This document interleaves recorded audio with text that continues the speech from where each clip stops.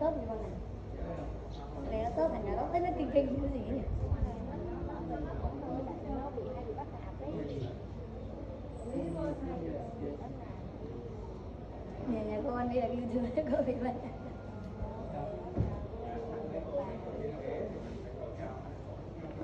Nó không có ở chung với con nào.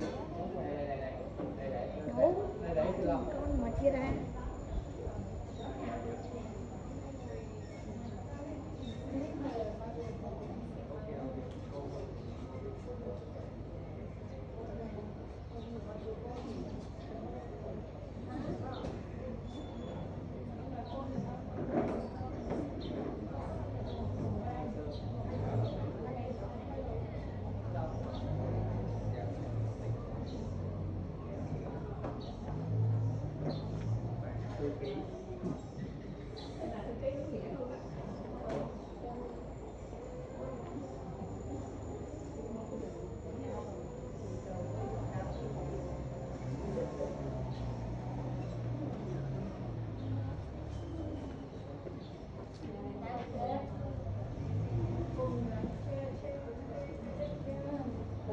Chú Kim bỏ cái này lại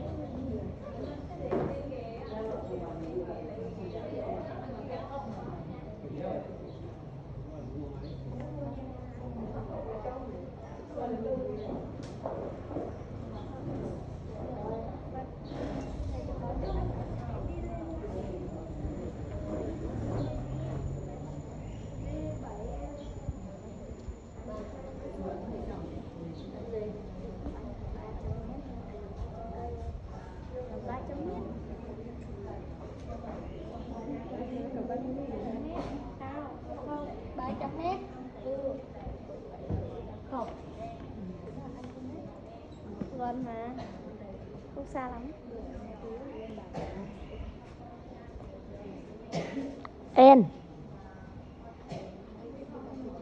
En đi ông ơi, livestream mới có được 3 phút thế này.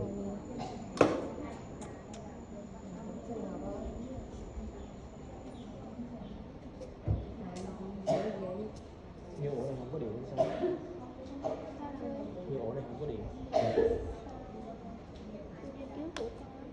Có điện thì nó phải sáng đẹp. Okay, okay. There is a light. No, I'm not sure. No.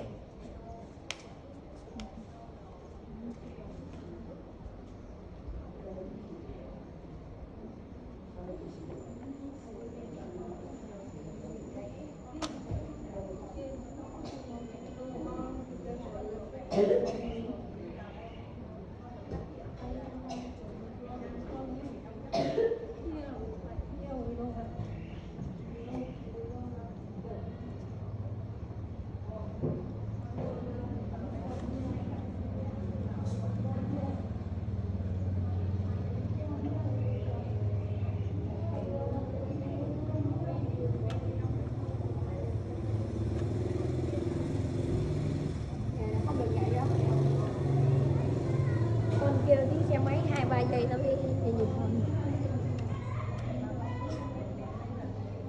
Thế này. Ôi cô ơi cho con một cái với.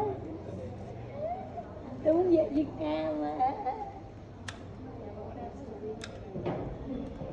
Tôi muốn mua về ăn nha.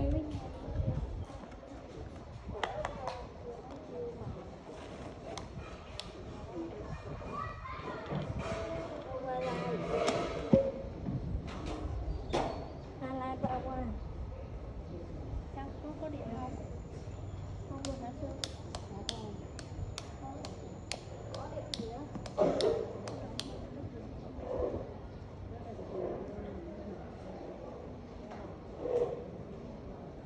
Sáng mọi người đây hả? Sáng còn mọi người đang nghe này, có đang ngủ. Sáng mọi người đi bát rồi tôi mới dậy á. Gì sáng mọi người đi bát rồi không mới dậy? Sáng mọi người đi bát về rồi tôi mới dậy. Tôi về tôi kêu ông dậy. Cũng to lên nè. Sao á? Nó kia sao thật? Sao đi không? Sao đi không? Đây 300 mét. Đi mình đi. 300 mét. Mét vẫn gần. Đi chung với người đó đi. Okay, now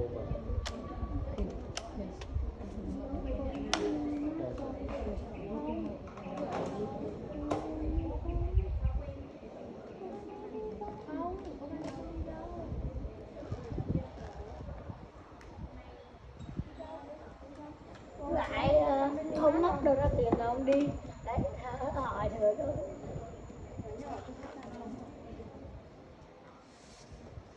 Cái năng này. Ở đây ông xuống hay gì? Dear Sādhu, sadly, last night on the bus,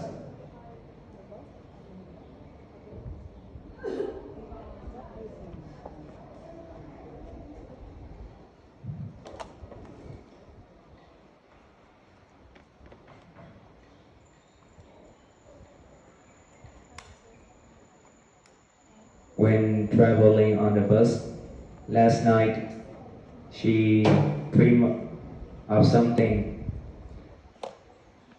She saw black air on the hill, and she went down to check out some Buddha and Bodhisattva statues, and then she did some chanting.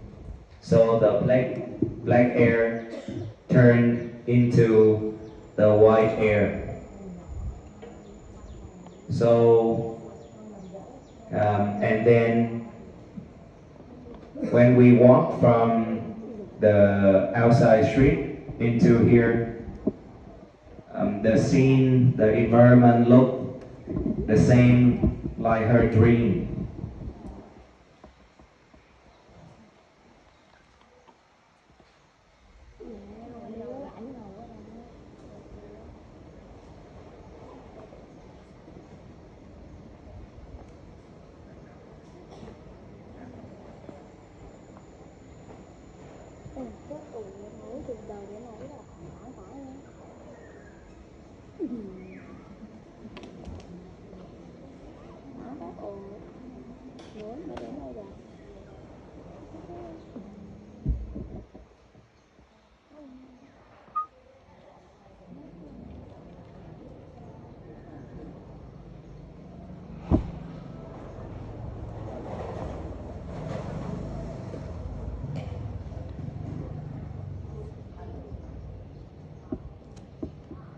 So in this early morning, when we walk from the street, the outside street, into this center, so the scene, the environment on two sides of the road looked like her dream. Yes, as her dream. And then today, just in this afternoon, she, Sally, and I went to the cemetery, and in the cemetery she looked at the graves exactly like in her dream. So she wondered why it happened like that. Like in her dream, she could see the future. She could see this area.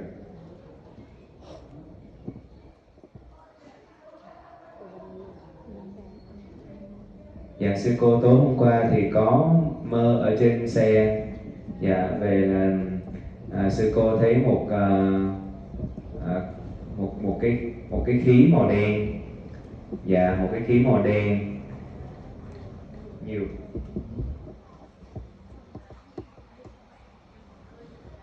Nhiều nơi nằm khí đen, dạ.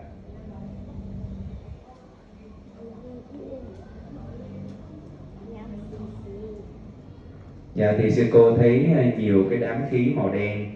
Sau đó là sư cô đi xem tượng Phật và tượng Bồ Tát.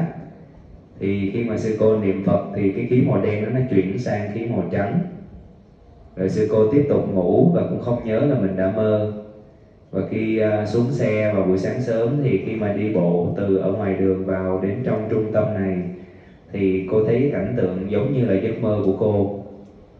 Sau đó là hôm nay thì sư cô với lại chúng con có đi thăm, đi khảo sát trước cái khu mộ, cái khu nghĩa trang để tối nay hành thiền. Thì khi mà ra tới ngoài đó thì cái nơi đó nó giống như là trong cái giấc mơ của cô. Thì cô hỏi là tại sao nó có cái sự việc như vậy nó diễn ra.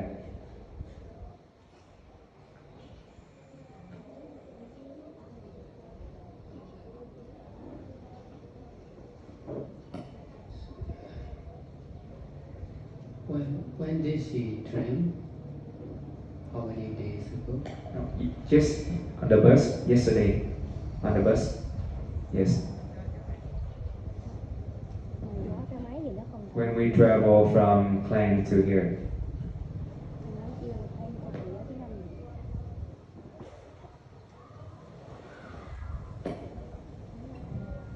As a meditator, I had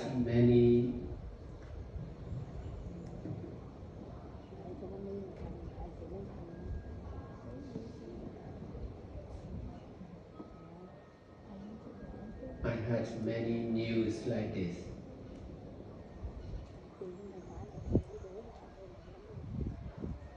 As a student or businessman or layperson, we cannot. We are difficult to experience like this. But as a meditator, that is not strange. It used to happen often. It is because of the power of the still and pure mind. And attachment is the cause of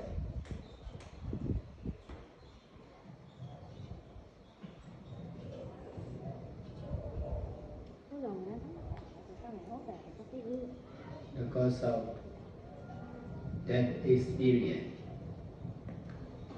She attached to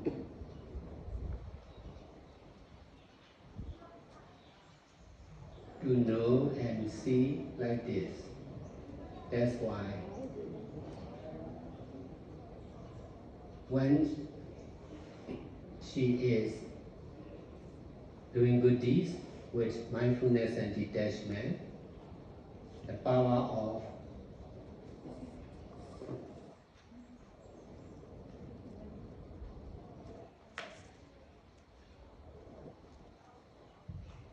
meditation or concentration fulfill our need. This is one example of fulfilling our need by doing good deeds like this.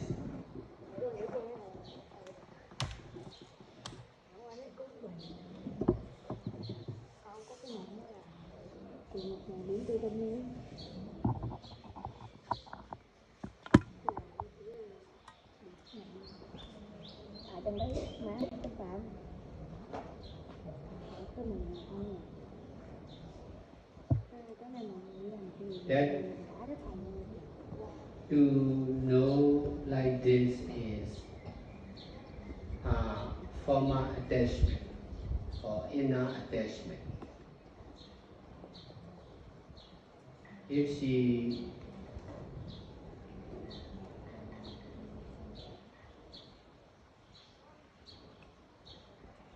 are not practicing meditation, she may not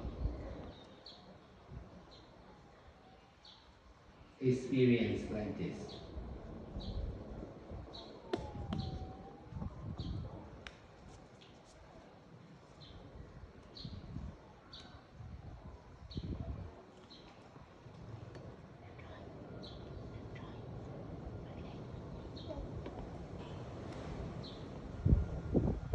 I have been doing good deeds many years, but I don't want to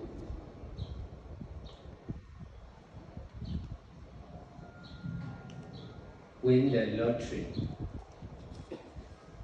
I don't want to get money like this. Therefore, I never win. I never won big lottery. Even I myself is not buying the lottery, but some of my followers will buy lottery for me. But I don't want to get money like this.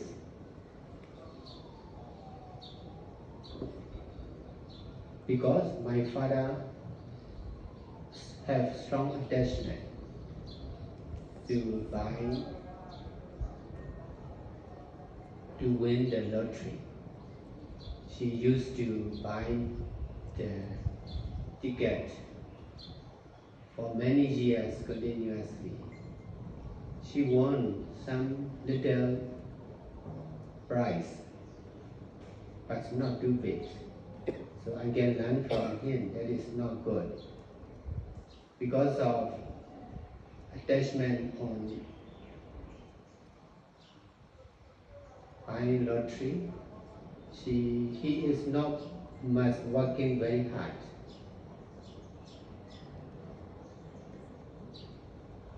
He is intelligent, but he was former retired engineer from government.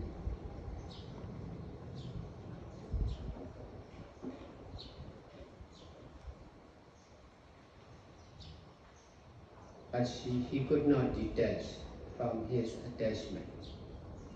Besides, he is not much doing greater good deeds like me. Therefore,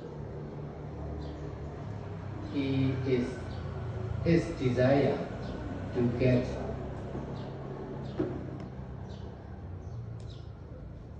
big prize on lottery may not be fulfilled.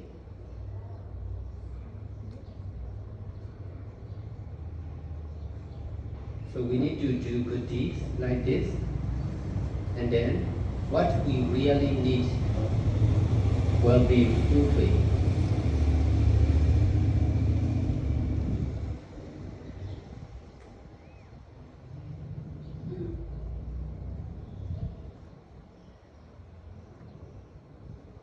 That was the power of concentration.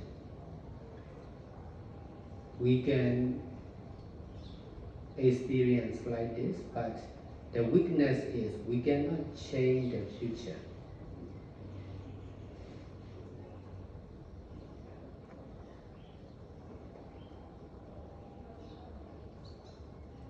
Some of the fortune teller can tell the future for dying,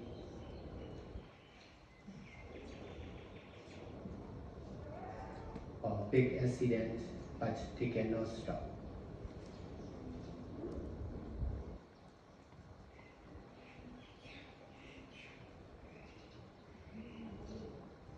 For me, I try to stop some of the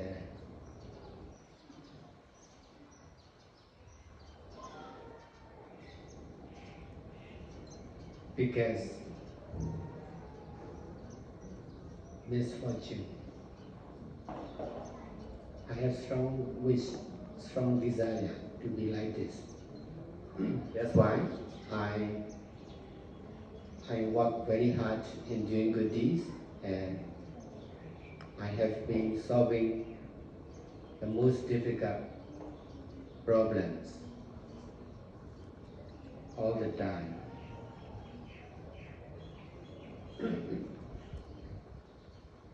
This is using the power of Buddha, Dhamma, and Sangha.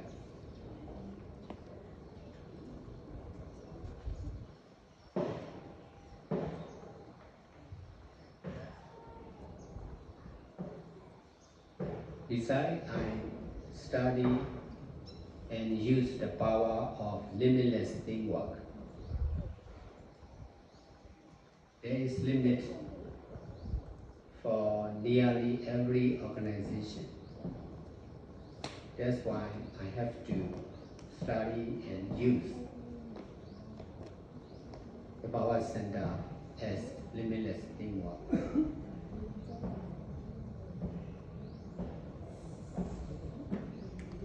In this way, I became more and more skillful to use the limitless power of Ottamathara and Sangha to solve the most difficult problems of the society and Buddhism.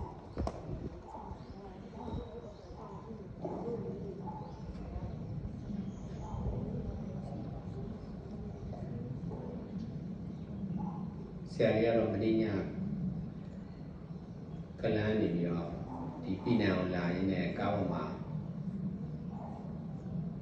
Remember Kumane and Shabira, Dini and Shabira, in Yamadia can you Chiro, and to Pimetia, Metare time. Duiniana, Guru Duiniana, Radwa, Rao Pachelo, so young Mira. The Spinia didn't see why Sharon or Hamuri, Macho. The art of the Kajaro, the Abiare Kajaro, Alumio, Jami, the Womiri, Majamaja, Chomia, Tabama 2001, the Alagan Dogger.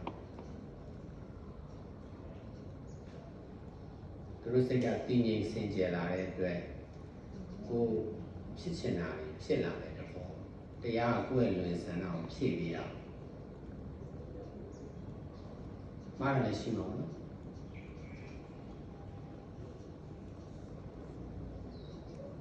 That are over my body, that they are alone now, who are kissing and kissing. She be nice one, she. Sarah saying now.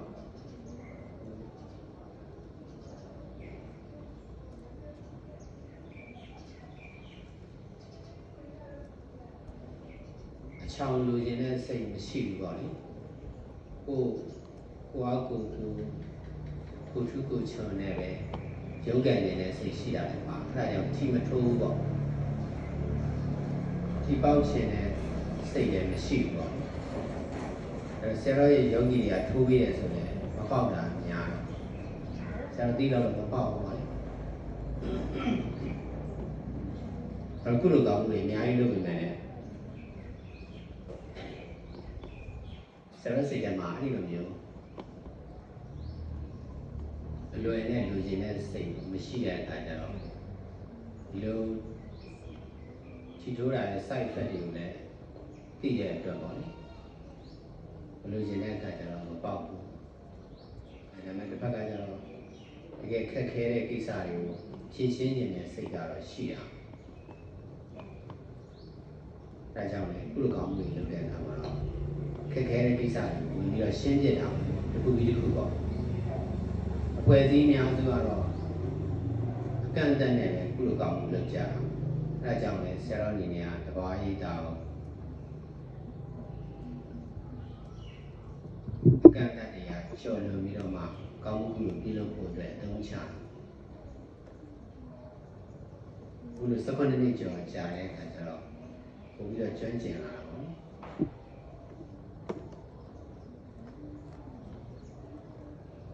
Shemiane, Logari, Veterinary saying, Gulupiadia Danae, somehow don't know my teaching now.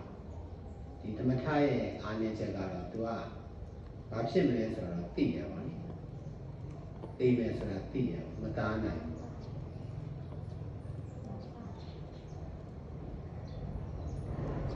I jumped the ceremony in the Jaro, Gulugapu, somehow. You got time. Yadalo, Tari,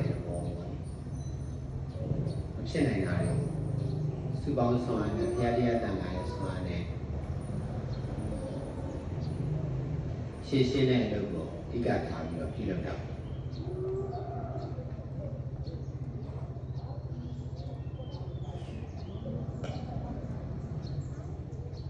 Dạ thưa quý hội chúng, thì con xin nhập lại câu hỏi, đó là tối qua sư cô có một giấc mơ, và khi hôm nay thì thực tế là cô bắt gặp những cảnh tượng giống như trong giấc mơ, và cô hỏi Ngài là làm sao lại có cái chuyện này nó xảy ra, và Ngài trả lời như sau: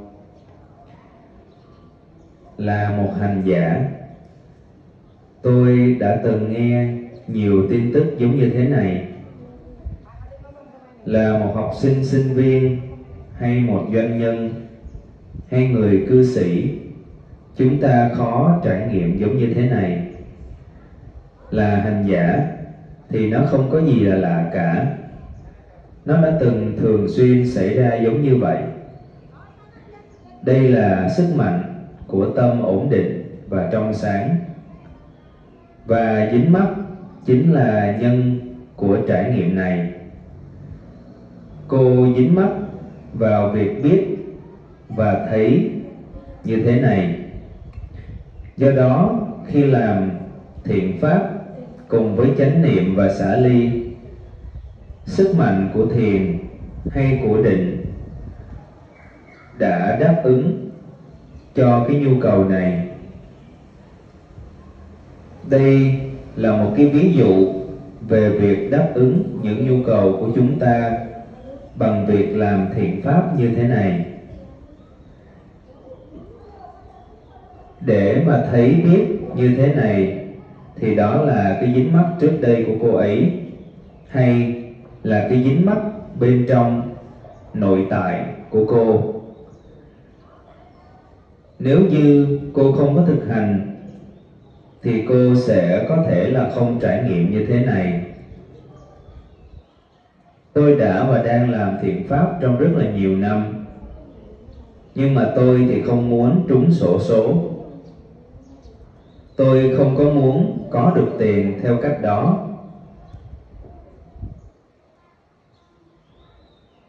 Vì thế, tôi không có bao giờ trúng một cái số tiền xổ số lớn. Thậm chí là bản thân tôi không mua xổ số. Nhưng một vài những người đệ tử của tôi thì lại mua xổ số cho tôi. Nhưng mà tôi thì không muốn có tiền giống như thế.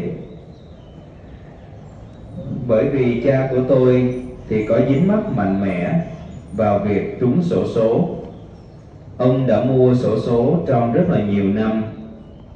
Ông có thắng một vài những cái giải nhỏ, nhưng mà nó không có quá lớn, không quá nhiều tiền. Tôi có thể học hỏi từ ông ấy. Nó thì không tốt. Bởi vì việc mua xổ số, ông đã không có làm việc quá là chăm chỉ. Ông thì là một người thông minh, là một kỹ sư về hưu của chính phủ. Nhưng ông đã không thể xả ly và dính mắc. Ông đã không làm những thiện pháp lớn nhất giống như là tôi. Vì thế, cái ước muốn của ông ấy để mà trúng được một cái giải thưởng lớn thì không có được, thì có thể không được mãn nguyện, không được đáp ứng. Chúng ta cần phải làm thiện pháp giống như thế này. Cái điều mà chúng ta thực sự cần thì sẽ được đáp ứng, được mãn nguyện. Đây chính là sức mạnh của định. Chúng ta có thể trải nghiệm giống như thế này, nhưng mà điểm yếu của nó là chúng ta không thể thay đổi được tương lai. Một số người thầy bói có thể nói cho bạn nghe về tương lai, về những tai nạn, thảm họa lớn, nhưng mà họ không thể dừng nó lại. Đối với tôi cố gắng dừng một số những cái điều không may lớn nhất. Tôi có cái mong muốn mạnh mẽ để mà làm như thế này. Do đó, tôi làm việc vô cùng chăm chỉ trong việc làm thiện pháp. Tôi giải quyết những vấn đề khó khăn nhất mọi lúc, mọi thời. Đây chính là sử dụng sức mạnh của Phật, Pháp và Tăng. Ngoài ra, tôi đã nghiên cứu và sử dụng sức mạnh của làm việc nhóm không giới hạn. Hầu như thì mọi cái tổ chức đều có làm việc nhóm. Tôi phải nghiên cứu và sử dụng trung tâm Thammawa để làm việc nhóm không giới hạn. Bằng cách này, tôi đã trở nên thiện xảo hơn trong việc sử dụng sức mạnh của Phật, Pháp và Tăng để giải quyết những vấn đề khó khăn nhất trong xã hội và trong Phật giáo.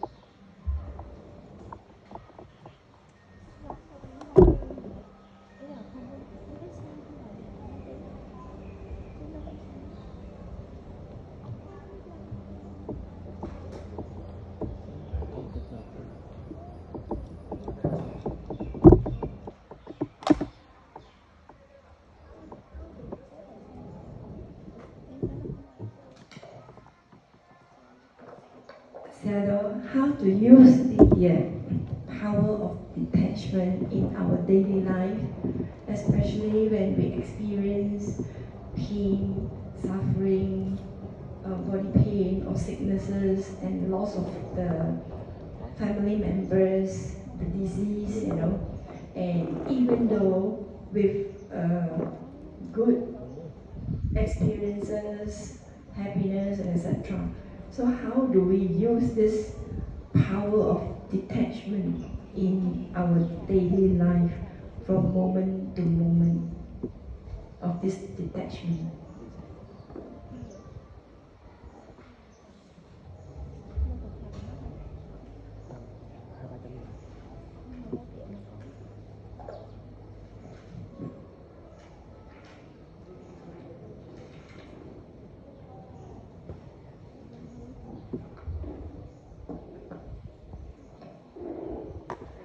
Dạ, quý hành giả đây có đặt một câu hỏi cho Ngài Thiền Sư, đó là làm thế nào để sử dụng sức mạnh của sự xả ly trong cuộc sống hàng ngày khi mà chúng ta đau đớn, chịu khổ đau, mất đi những thành viên trong gia đình, bệnh tật, hay thậm chí là những trải nghiệm tốt, sự hạnh phúc, vân vân.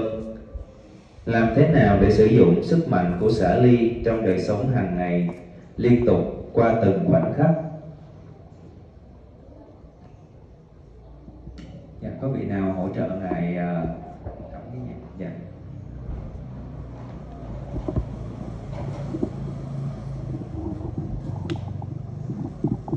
Dạ, chắc là ta lấy cái cây kia luôn. Dạ, ở đây mình sẽ.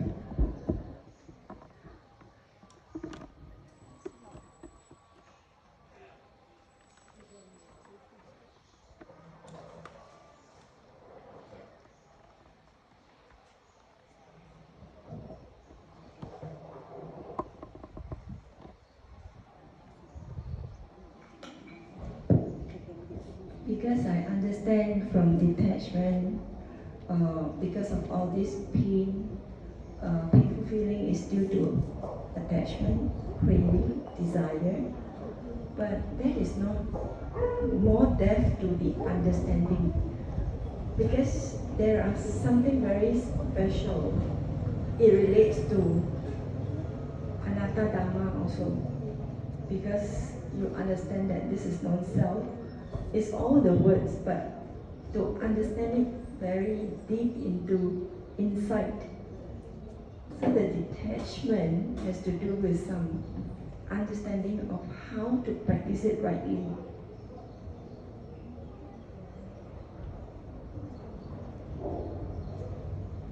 That it will bring the gist of the understanding so that we practice it rightly. Because through understanding of anatta, dhamma, through understanding of craving, yes, we can, but it is not enough. It is only superficial on the beginning. Sometimes we understand, then we will know how to detach. But some of very strong craving or desire, that moment, that is very hard for us to remember that. How Sādhu practice the detachment, because Sādhu detachment is very, very powerful. I want to learn from Sādhu.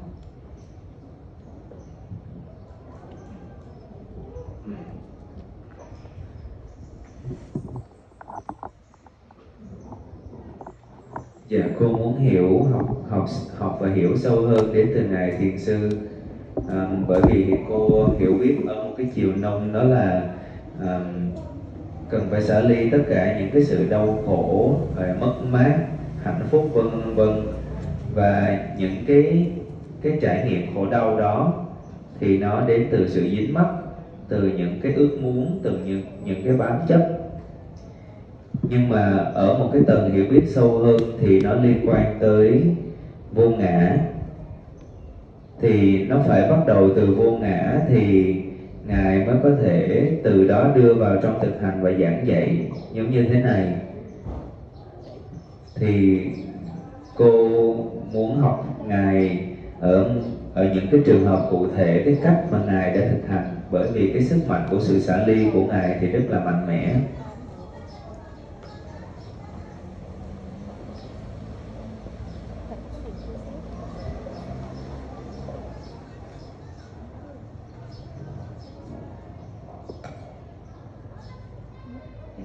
Some desire, some craving, where it is, sometimes I can get it a bit because of this right understanding and meditation. But some desire or some craving is very, very strong. And it's very hard to uproot that. It takes a lot of time and practices. But sometimes I want, sometimes I feel. So, because of the clinging, I saw that clinging onto it, but that kind of, like I would say, is Mara or Kilesa. It's very, very strong. That oppose, I'm actually fighting over this Kilesa. Sometimes when I practice, I know I want to practice until midnight, until 2 a.m., 3 a.m. But I sit down there, I don't want to practice. My heart doesn't want to practice. So I oppose, like, okay, I don't practice, I don't sit meditation, but I listen to Dhamma talk, throughout, until 3 o'clock, 4 o'clock a.m. So that is very hard, but that's not enough. Not enough. I cannot get rid of this craving, this desire, or this kilesa, this mara. It's very hard. Now I'm actually how to overcome this mara and how to detach my so-called to win over the mara, because I'm actually seeing this self with a lot of this opposed fighting each other against myself. I saw that.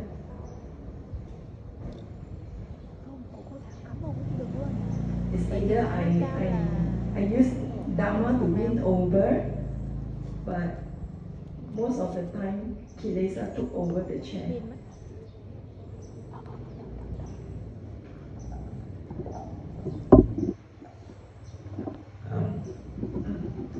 Quý hành giả có chia sẻ thêm là đối với những cái phiền não phiền não thô thì cô có thể tạm thời là khắc chế xả ly được bằng những cái hiểu biết về pháp của mình.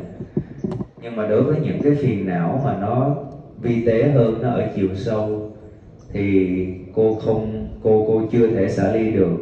Và phần lớn những cái lúc cô dùng cái từ là ma vương nữa, thì những lúc những cái phiền não này, những ma vương này đến thì cô thường xuyên là thua trận.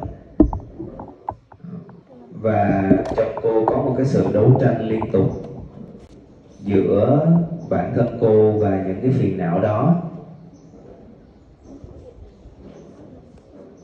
Dạ, và đặc biệt là những cái lúc khi mà đối diện với những cái cảm xúc rất là mạnh mẽ, giống như mất mát người thân chẳng hạn, thì thường xuyên là cô thua cuộc. Dạ, thì cô mong muốn và giống như là buổi tối khi mà cô thức khuya, cô không ngủ được, thì cái lúc 1-2 giờ sáng thì cô muốn thực hành, nhưng cái tâm cô không muốn thực hành, luôn luôn có cái sự đấu tranh nội tâm. Rồi lúc đó cô nghe pháp 3 giờ sáng, 4 giờ sáng. Dạ, nhưng mà vẫn không có làm chủ được tâm của mình. Dạ, vẫn thua trong những cuộc chiến lớn. Dạ.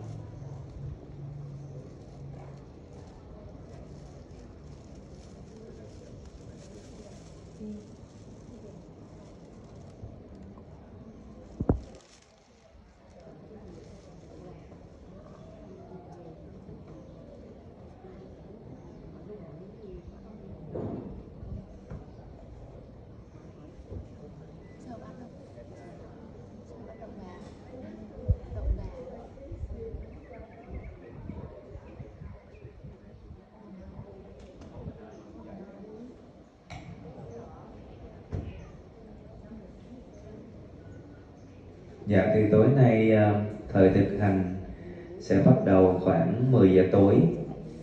Dạ, đến kéo dài đến tối đa là khoảng 5 giờ sáng. Dạ. Còn nếu mà giữa đêm các quý vị mà chúng ta mệt thì chúng ta vẫn có thể về cốc chúng ta nghỉ ngơi. Dạ. Thì mọi quý hội chúng ta cứ tập trung ở khu vực ở chỗ Ngài Thiền sư. Thì lúc mà chúng ta đi một lượt luôn. Dạ, từ đây đi bộ ra đó khoảng 5 phút thôi. Các quý vị có mùng thiền thì chúng ta mang theo mùng thiền hoặc là những cái chăn mỏng. Dạ, bởi vì có thể là có muỗi. Dạ.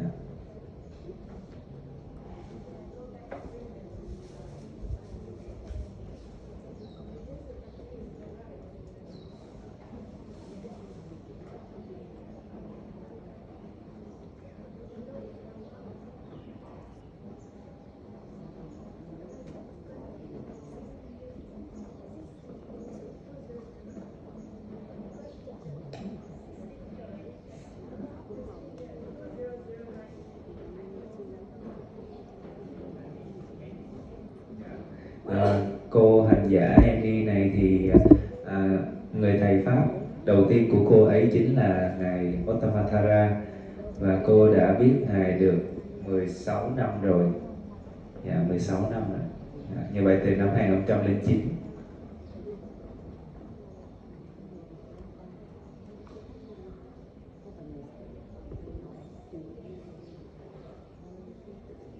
Dạ, cô đã từng đến Miến Điện để thực hành với Ngài và cũng đã thực hành ở ngoài Nghĩa Trang rồi.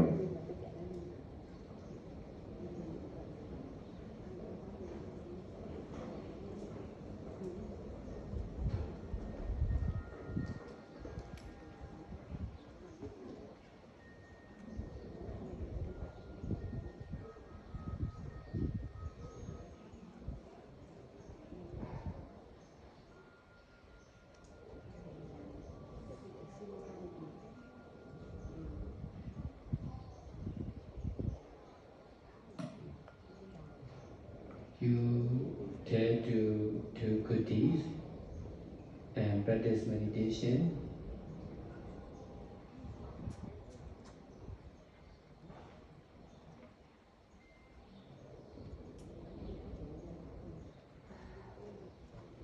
but you dare not lose your attachment on oneself.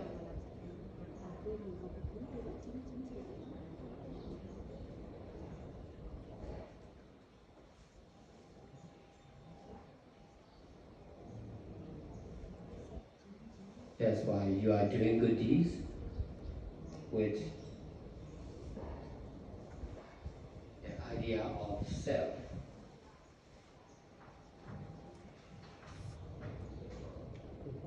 This is the same for every meditator. In order to detach from the idea of self, we need to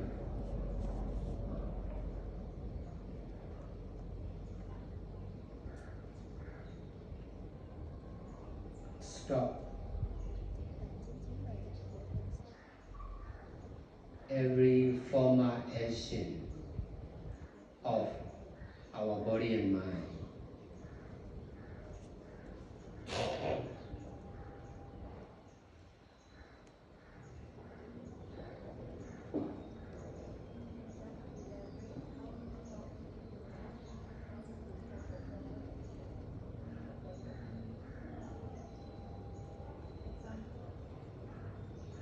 Stop speaking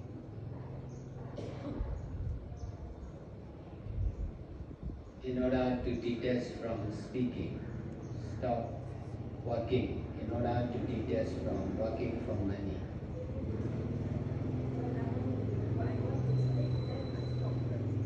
Yes?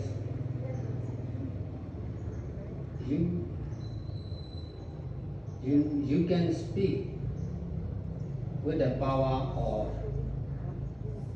silence.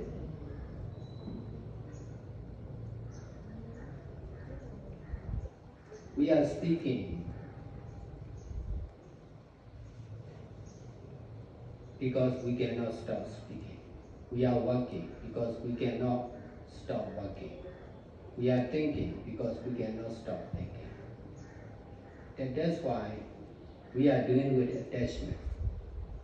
Attachment on our action of speaking, eating, sleeping, walking, thinking. So, in order to detach from the idea of self, we need to stop. We need to stop or detach whatever we do.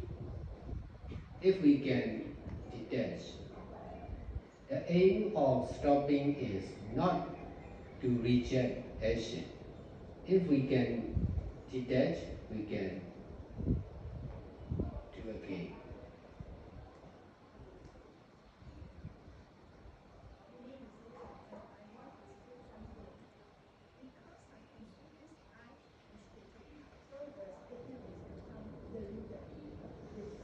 Yes, yes. What?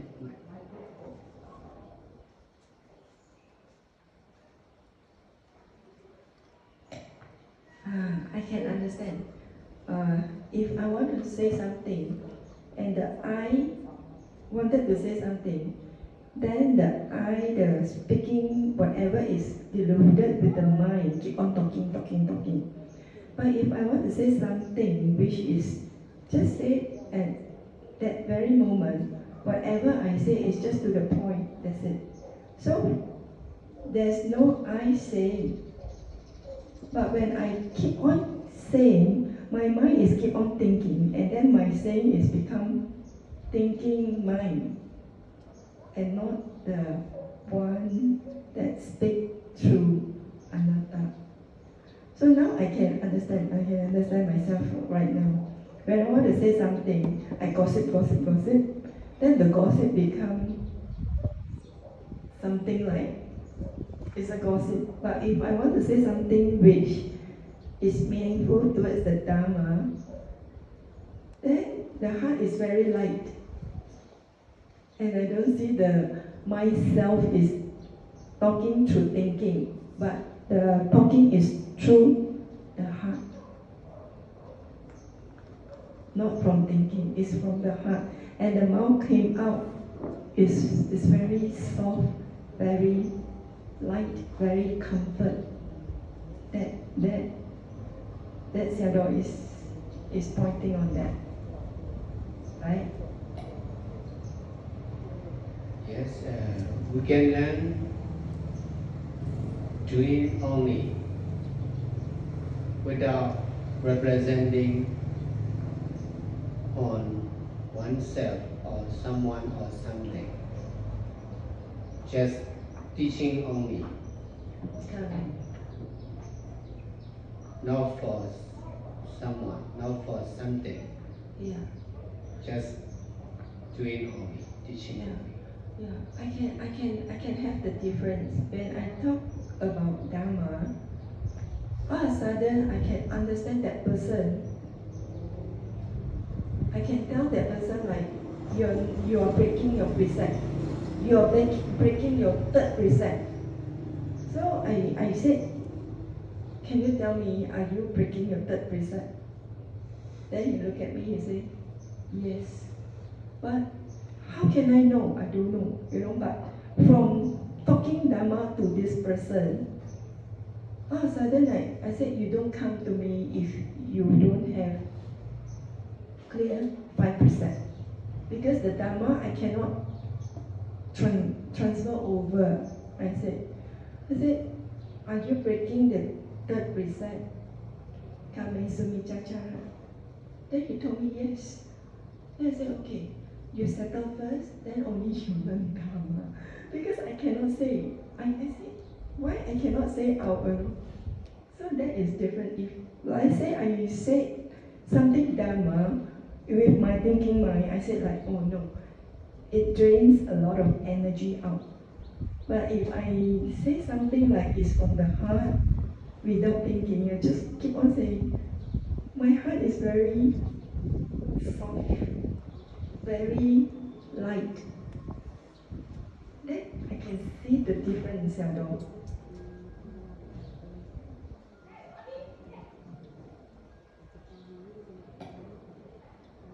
Yes, you need to practice seriously, continuously, and then you can get success in your practice. This is just simple understanding because of practicing in the right way. Because I keep on monitoring myself also. What have I learned correctly? And I check whether my kilesa, whether am I still having the kilesa, how strong is my kilesa towards, etc. And do I have that generosity, my compassion, metta, and etc. So do I have that more than, So through my own learning, I keep on monitoring from moment to moment, day by day, how much do I improve. And I tested myself also, when I see an ant, would I be able to rescue the ant or whatsoever, How much my compassion is that towards that, I got to rescue. If all of a sudden I kill an ant, I feel like I'm so sorry, but I have no intention. So I cross-check this mind, this heart, it becomes softer. So meaning to say that I have that, but again, when I practice like this, my kilesa is very, very, very strong to oppose, to fight me. And sometimes I shed tears when I practice. Sādhu, sometimes it's very hard. I know it's very hard. I cannot go through because you have to go through and bear with it from time to time. It's really hard, I know. I can become very hard, especially in this situation. So that's why I ask, when I am facing difficult situation, how am I going to detach from this situation? Like Sādhu says that because of whatever I do, I still have that attachment of I doing. So I need to have this understanding, right understanding, to see this mistake of myself.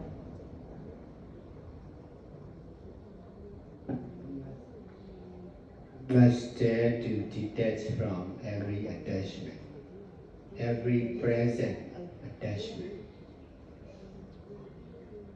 If we are choosing the object to detach, that is not right. We must detach what we are strongly attached now. So if we have strong attachment to it, we should wait by not eating. If we don't have strong desire to eat, we can eat like that. If we want to sleep seriously, we should not sleep. We should fight against sleeping. We should take more and more time not to sleep. If we don't want to sleep, we can sleep like that. This is the practice of detachment.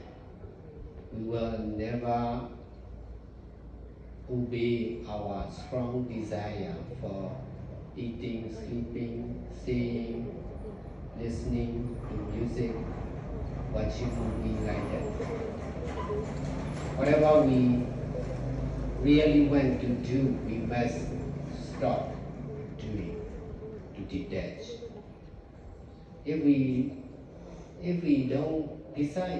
don't want to listen the Madhok, we must listen the Madhok. This is detachment from having no desire for listening the Madhok. If we don't want to teach, we must teach or share what we understand. This is detachment. We must be able to do even if we don't want to do. Sometimes we don't want to eat, but in order to detach from that desire of not eating, we should eat a little like that. This is the practice of detachment. So how about if I have the desire to listen to Dharma talk for many hours, 5 hours, 6 hours, I have the desire every time when I go home, I will switch on the Dharma, to listen to the Dharma to get the understanding. Even though in the car, I also travel to work about 1 hour, so I have to listen. I'm attached to listening to Dharma, but of course I get the understanding so that to practice rightly. So is that desire is a good desire that I have to detach, or I still have to keep on? Every attachment need to detach. Whatever good or bad attachment need to detach. So meaning to say is that when I listen to Dharma, I see my attachment listening to the Dharma. So what should I do? Pause, not to, or want to listen to Dharma? Listening the Dhamma is to be listening only, not to attach, not to. We don't need to listen. We don't need to attach on listening. listening the matter. We just need to listen the matter. We don't need to attach on helping or donating. We just need to help and donate. We must not accept attachment or strong desire of the mind.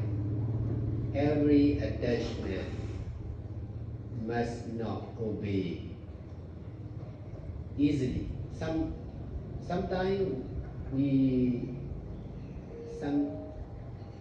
when I practice meditation at night, as a businessman, I was so sleepy, but I did not give up. I tried to continue practicing meditation with sleepy mind. One day, I could not fight against. I fell down and asleep. But it's very rare. Most of the time, I will fight against every strong desire or strong attachment of the mind. In this way, I dare to, the power of detachment became stronger and stronger. Attachment is to detach. Not only our attachment, but also the attachment of the other. We need to detach. When we are traveling together with many people, they are urgent. They cannot wait. They want to go early. So at that time, I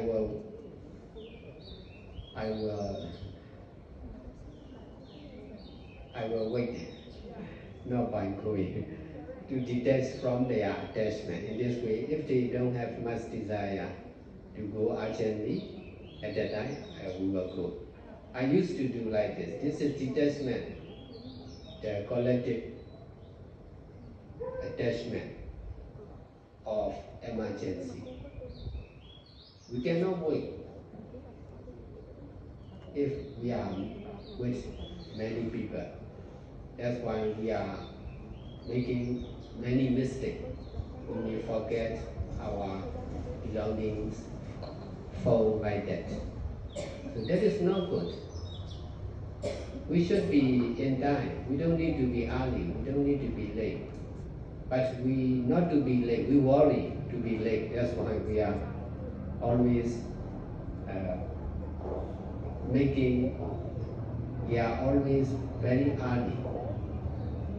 We are wasting our time for preparation and waiting for many hours. That is not good, not right. That's why I used to detach from the hasty mind, greedy mind, worried mind to be late. That's why I can save a lot of time for preparation. Sometimes I may late, but it is okay. No much problem. I can accept it.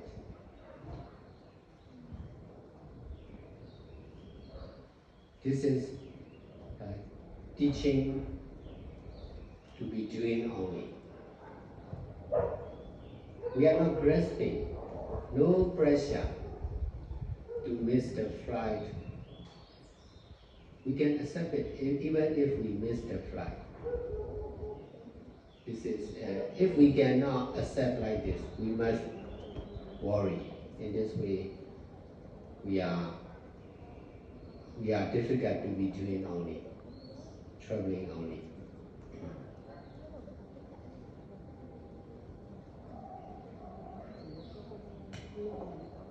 Sādhu, like for example, when we practice most of the time, then our action become very slow motion, for me. And then I live in free of all this planning ahead, and I just do whatever I want to do, because I'm alone at home. So after work, then I will do my things. So when I go out also, I take very slow motion, like I don't have to plan ahead, etc. People were telling me like, you are very calm, very slow. Why are you so slow? Your action are all very slow. Sādhu, is it due to practicing, or is it due to this habitual become very slow? Because you don't think so much, you don't think ahead, then whatever you do, you just do. And then whatever situation, I don't have the time, what time I should eat, what time I should do this, and etc. I don't set my time. So I live very freely. So is it right, or is it practicing like this way okay, or they are saying? If we are opposite with the public majority of the people, we are right. If we are the same with the public, we are wrong for sure. So this is right thing, right? Yes, yes. Because when I go out and I do a lot of like charity with people, a lot of people, I cannot take it because the energy. Sometimes I can feel the energy very, very strong. And then when I go home and I sit down alone, wow, that's so nice.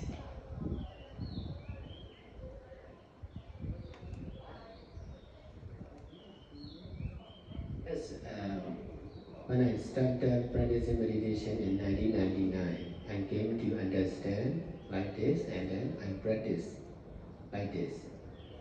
In this way, I can do many things. I can travel a lot, many years continuously. I'm safe. I'm healthy. I am teaching to many patients at the hospital, but I'm safe.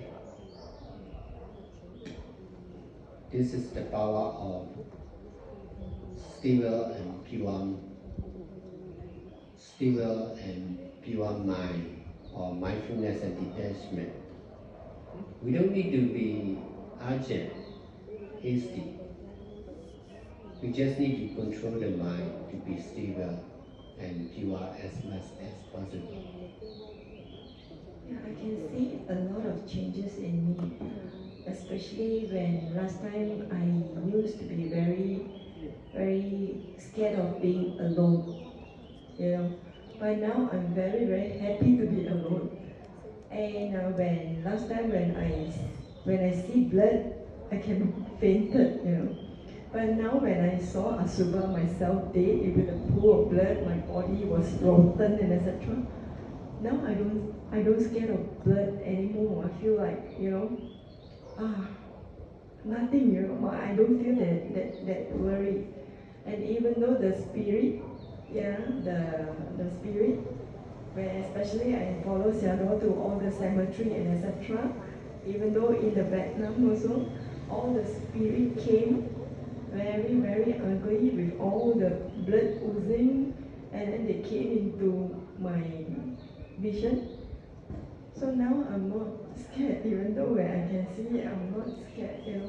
Is that the power of that practice of meditation power? Yes. I'm teaching like this. I'm conducting meditation retreats inside the cemetery. Now, more and more the power center are nearby cemetery in Myanmar. This is also nearby cemetery. So because we are together with everything and everyone, with the unseen beings also, we are in harmony because of mindfulness and detachment. We are different because of ignorance and attachment. We are the same selfless impermanent nature because of mindfulness and detachment. So we try to see only from the side of non-self or selflessness or anatta. That is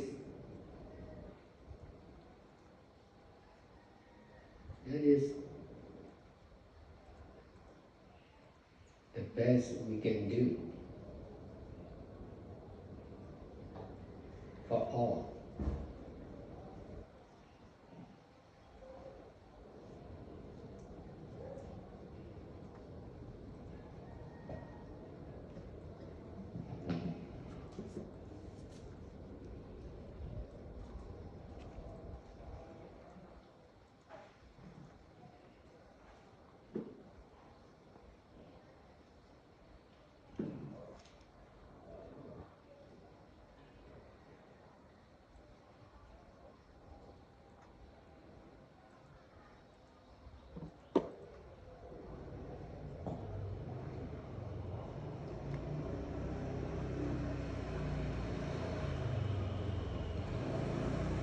Dạ, quý hành giả đặt câu hỏi liên quan đến việc xả ly những cái phiền não vi tế. Đối với những phiền não thô thì cô có thể đối trị được, có thể xả ly, nhưng đối với những phiền não mạnh mẽ như là mất người thân chẳng hạn thì cô thường xuyên là thua cuộc. Và cô muốn học hỏi Ngài về những cái ví dụ thực tiễn trong cái quá trình thực hành của Ngài về cái việc xả ly trong đời sống hàng ngày. Và Ngài và cô đã có một cái cuộc đàm thoại pháp như sau.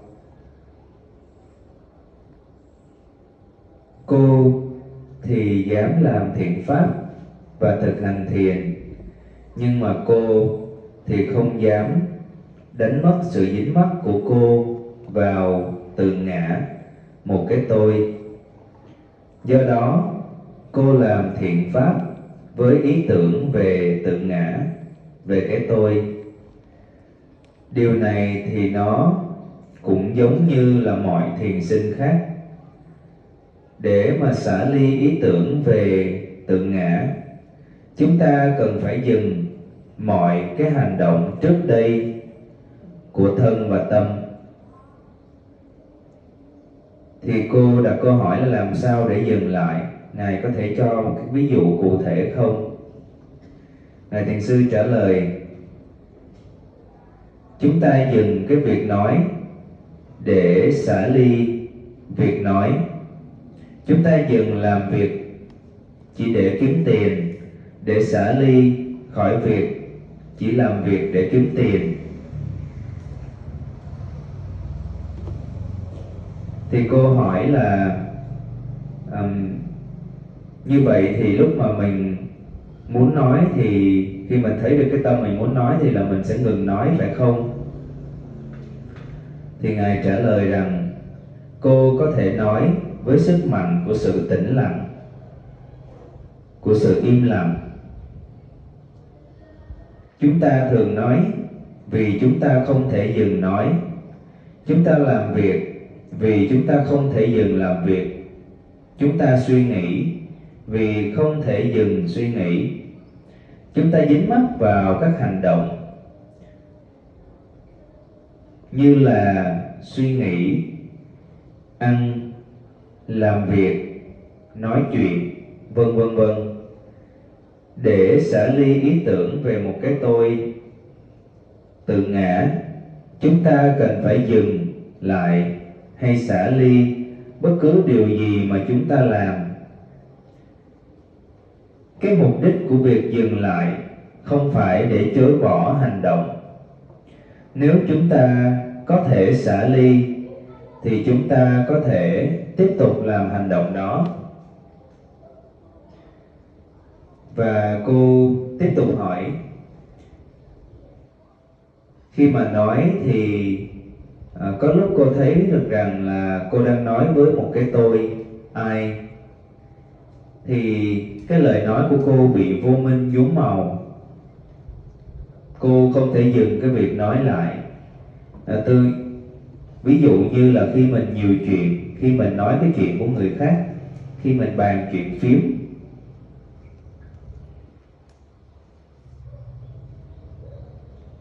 nhưng mà khi mà cô nói pháp từ trái tim, từ tâm hồn của cô thì nó không cần phải suy nghĩ nhiều. Cái lời nói nó tuôn ra, nói một cách nhẹ nhàng, thoải mái, tự tại.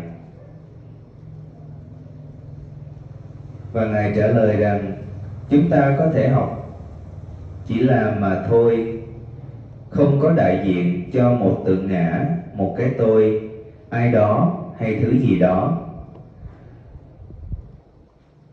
Giảng dạy chỉ là giảng dạy mà thôi, không phải cho ai đó, không phải cho thứ gì đó, chỉ làm mà thôi.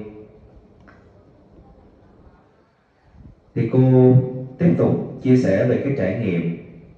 Khi mà cô gặp một cái người bạn thì tự nhiên cô đột ngột cô hỏi người bạn là có phải là bạn đã phá cái giới thứ ba hay không?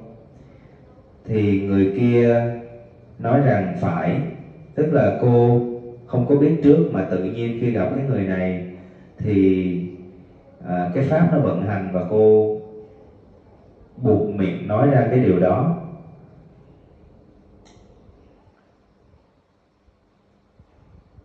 Và khi mà nói một cách bình thường, nói cái suy nghĩ nó chạy ở trong đầu, nói bằng cái tôi thì nó sẽ rất là mệt mỏi. Nhưng mà khi nói pháp thì nó sẽ tự nhiên, nó nhẹ nhàng, có thể nói rất là nhiều mà không thấy mệt. Ngài trả lời rằng đúng vậy, bạn cần phải thực hành nghiêm túc và liên tục. Rồi sau đó bạn có thể có được thành công trong thực hành của bạn. Cái điều này thì nó đơn giản vì đây là thực hành đúng đắn. Cô tiếp tục hỏi, tôi liên tục tôi lục kiểm tra về những cái phiền não của mình, xem những phiền não đó còn mạnh không, tôi có được cái chánh niệm đúng đắn hay không, tôi có được cái từ bi hay không, tôi đã tiến bộ như thế nào, tôi có giống như trường hợp giống như là cô muốn cứu một con kiến chẳng hạn, nó đang ở trong cái tình huống nguy cấp, thì mình có bỏ thời gian ra để mình cứu những cái con kiến đó hay không? Hay là khi mà tôi vô tình giết những con kiến, đạp chết kiến, thì trong đầu tôi phát khởi lên là xin lỗi, tôi không có cố ý đâu. Và cái tâm trí cũng như là cái trái tim của tôi trở nên mềm mại hơn. Thỉnh thoảng thì trái tim và trí óc nó chiến đấu chống lại tôi. Cuộc chiến này rất là khó khăn. Và khi mà ở những cái tình huống như vậy thì tôi hỏi rằng là tôi phải làm gì, tôi phải làm như thế nào. Và Ngài trả lời rằng chúng ta phải dám xả ly mọi dính mắc ở hiện tại. Nếu chúng ta chọn lựa đối tượng để xả ly thì điều đó là không đúng. Chúng ta phải xả ly những điều mà chúng ta dính mắc mạnh mẽ ở trong hiện tại. Nếu chúng ta có dính mắc vào việc ăn, chúng ta nên chờ, không có ăn.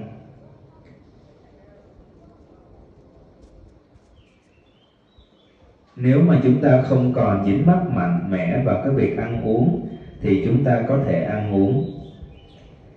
Nếu như mà chúng ta muốn ngủ thì chúng ta không nên ngủ, chúng ta nên chống lại. Chúng ta phải cố gắng dành thêm nhiều thời gian để không ngủ. Và khi mà mình không muốn ngủ thì mình có thể ngủ. Chúng ta không nên tuân theo, không nên vâng lệnh, không nên chiều theo những cái mong muốn mạnh mẽ của chúng ta. như là ăn, ngủ, đi chơi, xem phim, vân vân. Bất cứ điều gì mà chúng ta thực sự muốn làm, hãy dừng lại, đừng làm. Ngoài ra, nếu mà chúng ta không muốn nghe pháp thoại, thì chúng ta nên nghe pháp thoại. Đó chính là xả ly khỏi việc không mong muốn nghe pháp thoại. Nếu như mà chúng ta không muốn giảng dạy hay là chia sẻ về pháp, thì chúng ta hãy dạy và chia sẻ về pháp. Đây cũng chính là xả ly. Đôi khi thì không muốn ăn thì chúng ta vẫn ăn. Đó là xả ly khỏi việc không muốn ăn. Đây chính là xả ly ở trong hiện tại. Và cô hành giả chia sẻ thêm là con thì hay nghe pháp 5-6 tiếng một ngày để có thể có thêm những cái hiểu biết. Thì con nên tiếp tục hay là xả ly? Ngài trả lời rằng mọi dính mắc cần phải được xả ly, dù đó là dính mắc tốt hay là xấu, thì dính mắc đều cần phải xả ly.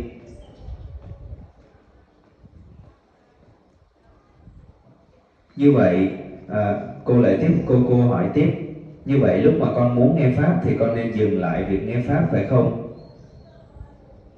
Thì Ngài trả lời rằng nghe pháp thoại thì chỉ để nghe mà thôi, không phải để dính mắc.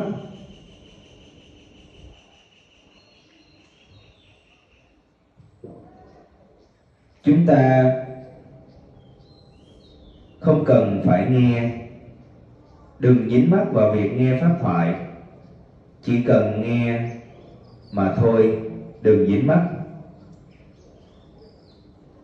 Chúng ta không cần dính mắc vào việc giúp đỡ cho những người khó khăn hay là quyên góp cho đi, chỉ cần giúp đỡ, chỉ cần chia sẻ cho đi. Chúng ta cần phải xả ly những dính mắc mạnh mẽ trong tâm. Đừng có vâng lời tuân phục đi theo những dính mắc này. Khi tôi thực hành thiền vào buổi đêm, lúc đó tôi còn là doanh nhân, thì rất là buồn ngủ.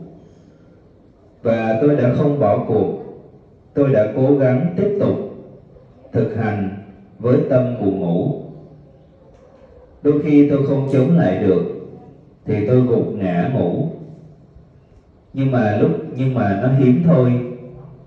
Phần lớn thời gian thì tôi có thể chống lại được các dính mắc. Và sức mạnh của việc xả ly ngày càng mạnh mẽ hơn, ngày càng phát triển hơn. Dính mắc là để xả ly.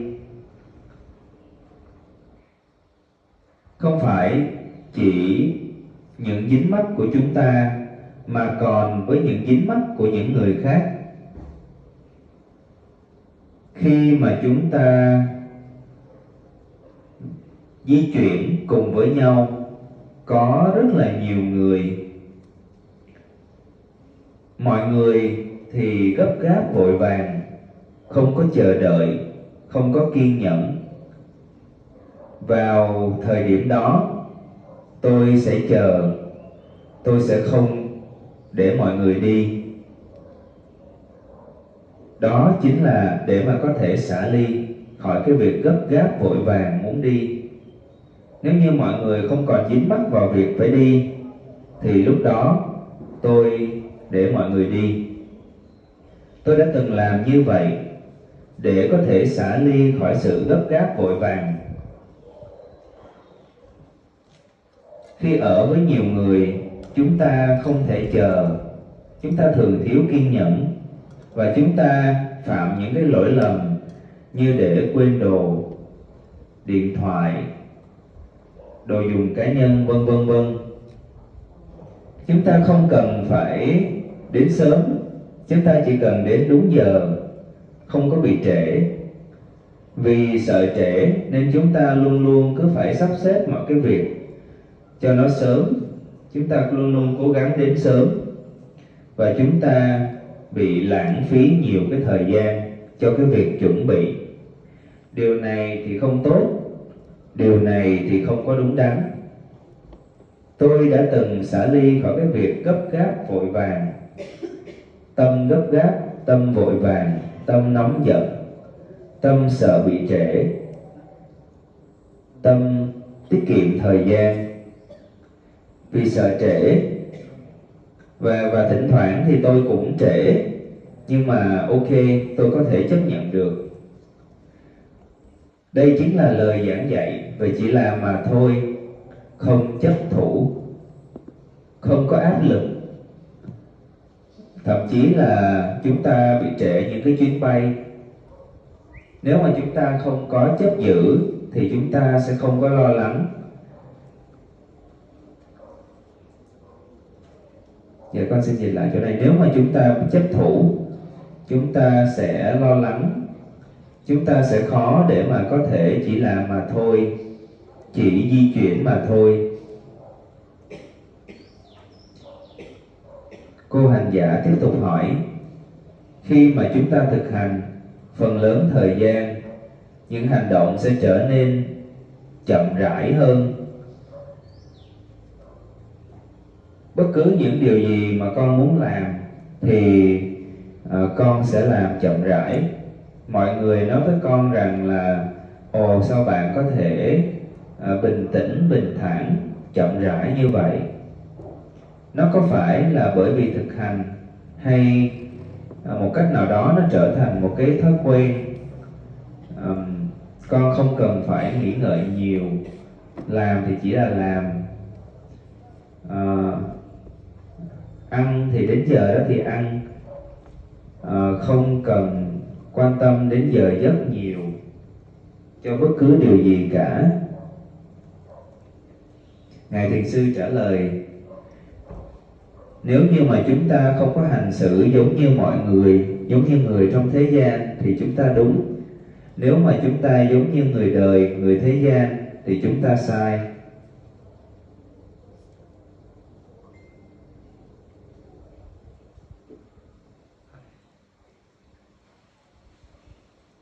Khi mà cô tiếp tục chia sẻ là khi mà con làm, giống như là khi mà con đi làm việc thiện nguyện với mọi người thì con có thể có lúc con cảm nhận được cái năng lượng, và đôi khi con không muốn bị ảnh hưởng bởi cái năng lượng đó. Ngài trả lời là khi mà tôi bắt đầu thực hành thiền từ năm 1999 đến nay, tôi có thể hiểu được giống như thế này và thực hành giống như thế này. Bằng cách này thì tôi có thể làm được rất là nhiều thứ, di chuyển đi lại rất là nhiều, liên tục trong nhiều năm. Và tôi thì an toàn, khỏe mạnh. Tôi thì dạy cho rất là nhiều bệnh nhân, nhưng mà tôi vẫn an toàn, bình an. Đây chính là sức mạnh của tâm ổn định và trong sáng, thanh tịnh, hay tâm chánh niệm và xả ly. Chúng ta không cần phải gấp gáp vội vàng, chúng ta chỉ cần kiểm soát tâm ổn định, thanh tịnh và trong sáng nhiều nhất mà chúng ta có thể. Cô hành giả chia sẻ, trước đây thì con sợ ở một mình, giờ đây thì con không còn sợ nữa. Trước đây con sợ máu, khi mà thấy máu thì con có thể ngất đi. Bây giờ thì con không sợ máu nữa. Con thấy nó chả là gì cả. Con cũng không sợ ma. Ở Nghĩa Trang thì có những phi nhân tìm đến, có những nhà sư với đầy máu me đến, nhưng mà con cũng không thấy sợ. Đây có phải là sức mạnh của thiền hay không? Sức mạnh của sự thực hành hay không? Ngài Thiền sư trả lời, đúng rồi, tôi đã giảng dạy như thế này bằng việc tổ chức khóa thiền tại Nghĩa Trang. Do đó, ngày càng có nhiều trung tâm Thabawa ở gần Nghĩa Trang tại đất nước Miến Điện. Và ở đây cũng như vậy, chúng ta đang ở gần khu Nghĩa Trang.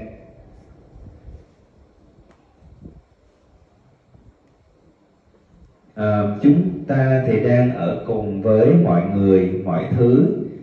Chúng ta đang ở cùng với nhiều phi nhân. Và chúng ta đang sống hòa hợp với nhau bởi vì chánh niệm và xả ly.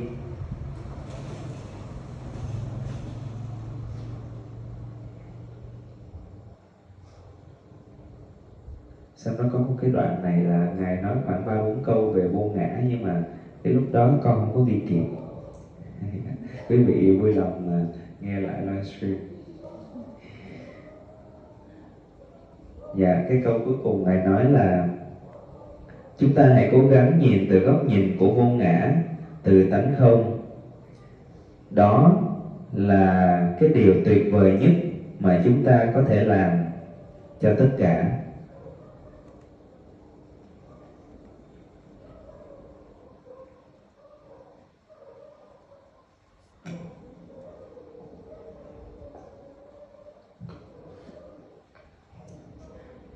Kính bạch Sādhu, cho con tiếp nối theo cái lời pháp của cô ấy và sự chỉ dạy của ngài ạ. Sâu hơn một chút, khi con nghe qua cái ý của cô ấy hỏi về xả ly thì con lại quán tới trong ngài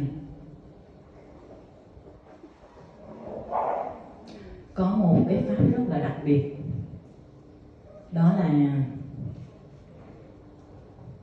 đối cảnh vô tâm mạc vẫn thiền và sự tĩnh lặng thuần khiết của ngài khiến cho con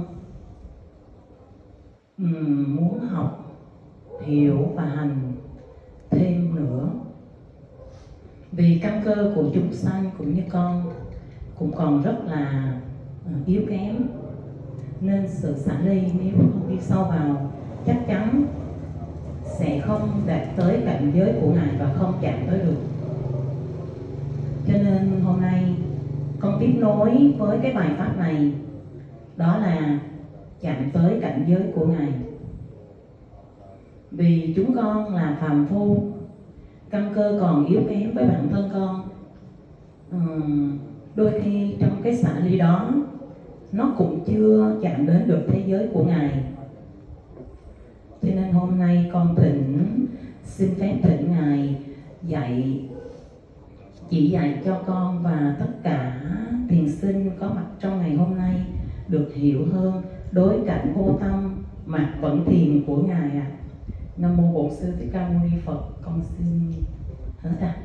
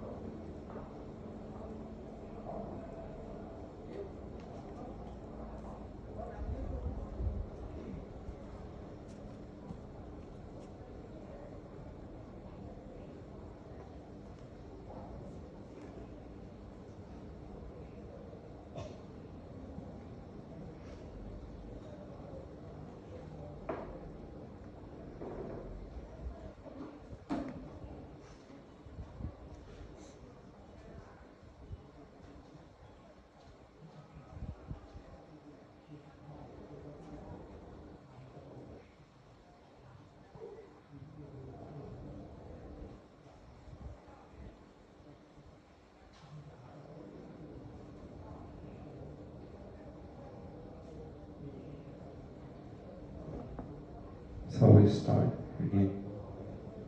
Hình như là con đang có một cái việc khẩn cấp gì đó. Dạ, khi đội chúng vui lòng đợi một tí xíu.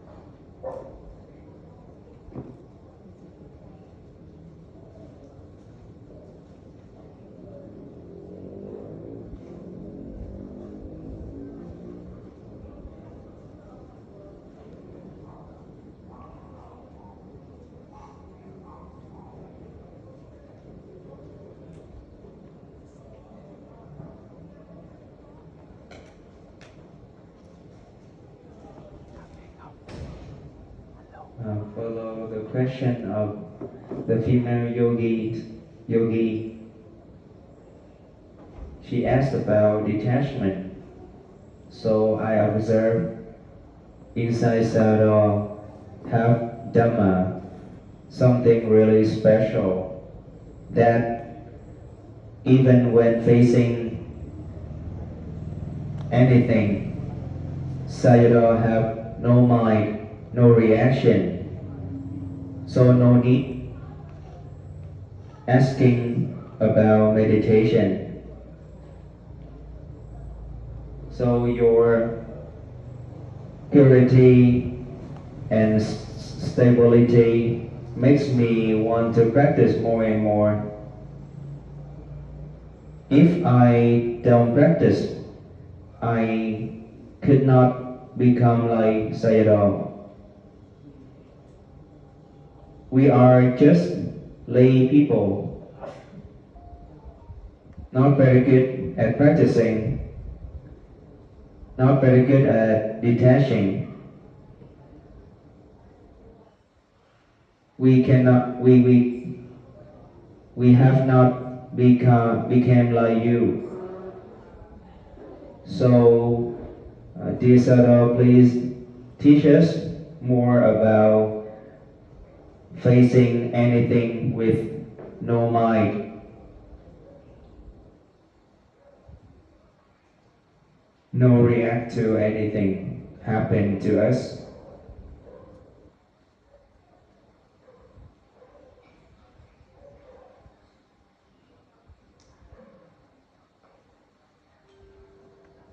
So you heard the question? Yes, you heard the question, but you don't listen.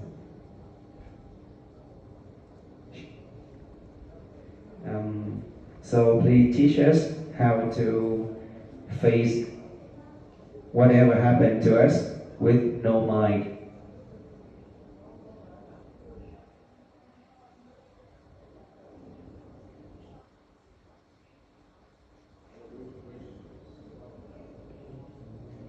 No mind, no reaction to anything, even good or bad.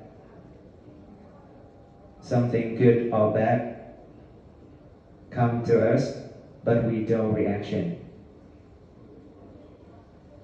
Don't react. Yes. So if we can do that, no need meditation. So it's a poem from a Zen master. he used to say like that. A famous Vietnamese meditation teacher. He used to be a king, and then he abandoned anything to become a monk.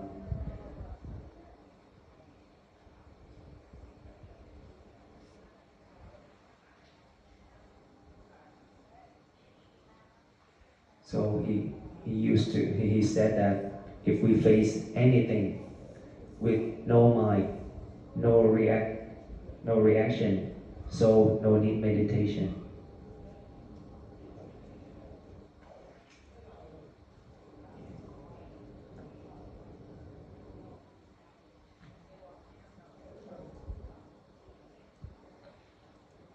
And she could see that inside you have that Dhamma inside you.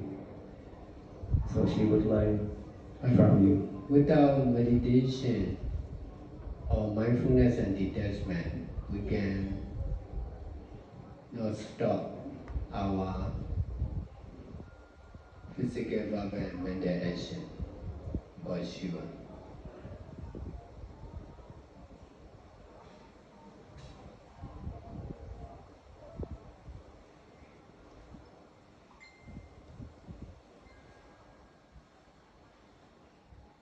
Ignorance and attachment also can create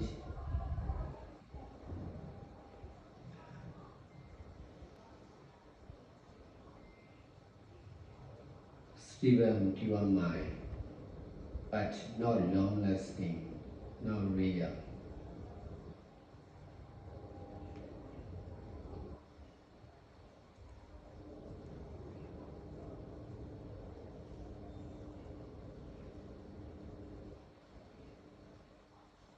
Like AI, which is created by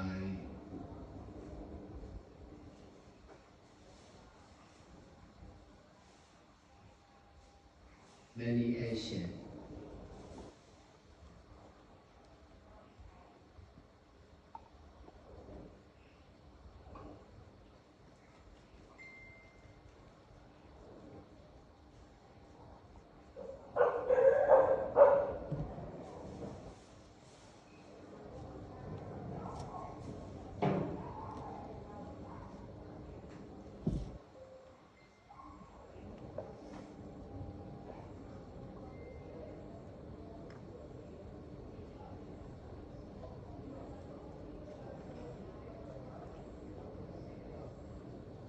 Meditation is beyond creation or action. Meditation is to be doing only.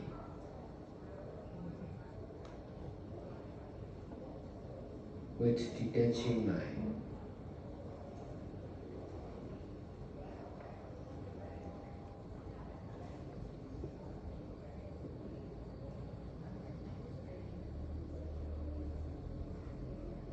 AI can create many things, but enlightenment is not creation.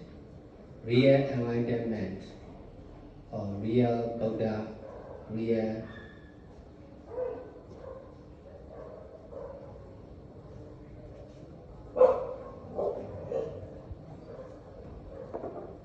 Arahata are not creation. If we create, it will not be real.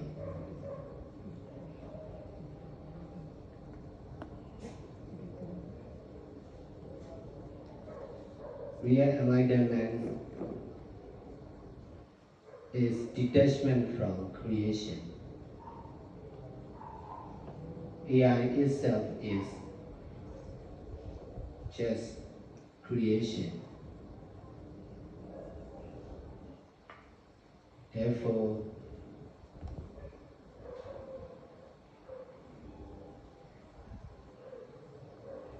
AI never can get enlightenment.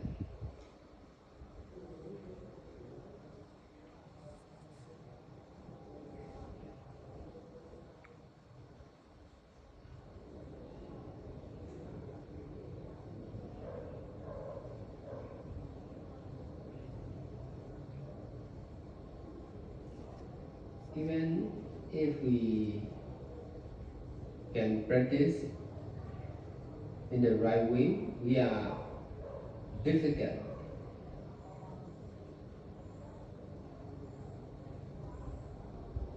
to teach in the right way.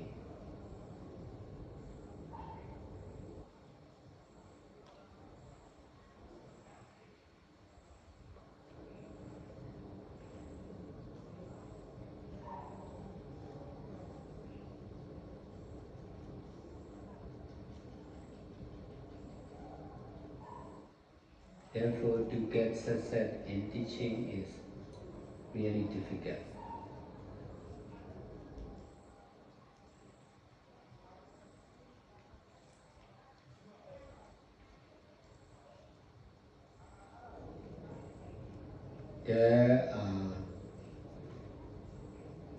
There will be many enlightened persons, but not much well-known meditation teacher.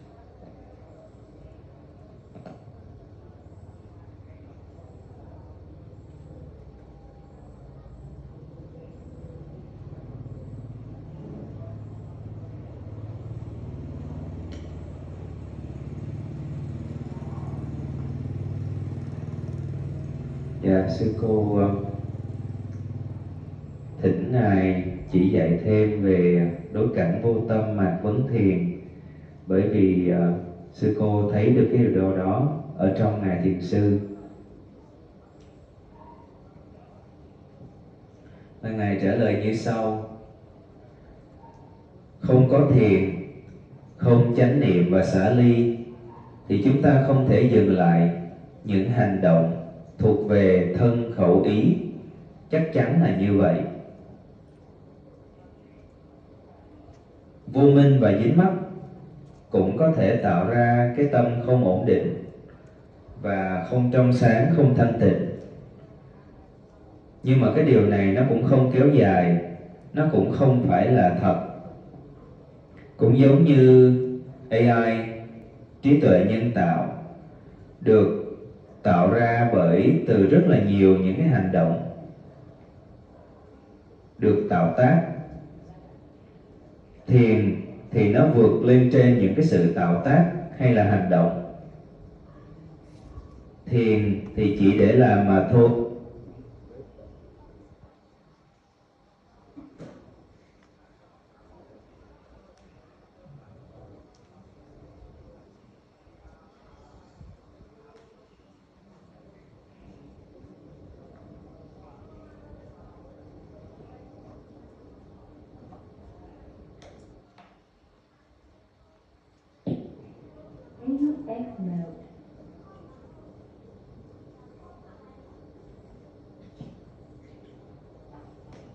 Thiền thì chỉ để làm mà thôi với tâm xả ly.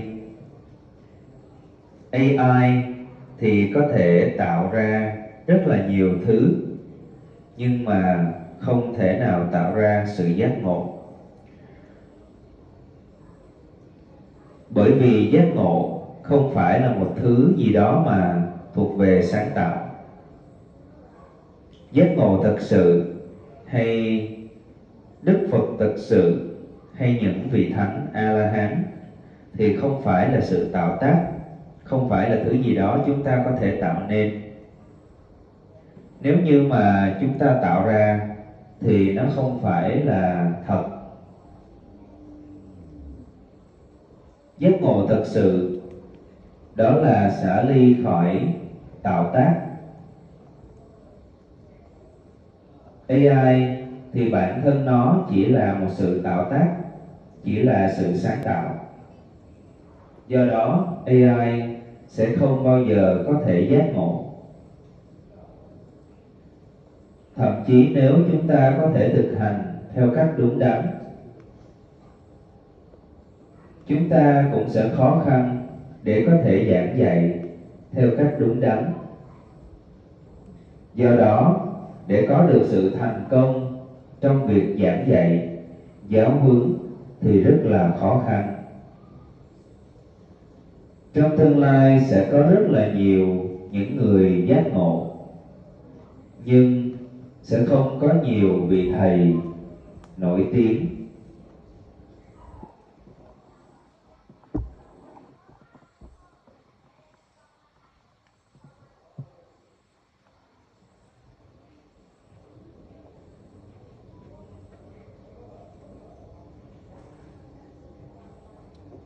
Tức là dù có giác ngộ nhưng mà việc mình giác ngộ và việc có thể giảng dạy được cho người khác một cách thành công, cũng trở thành một người giác ngộ thì nó vô cùng khó khăn.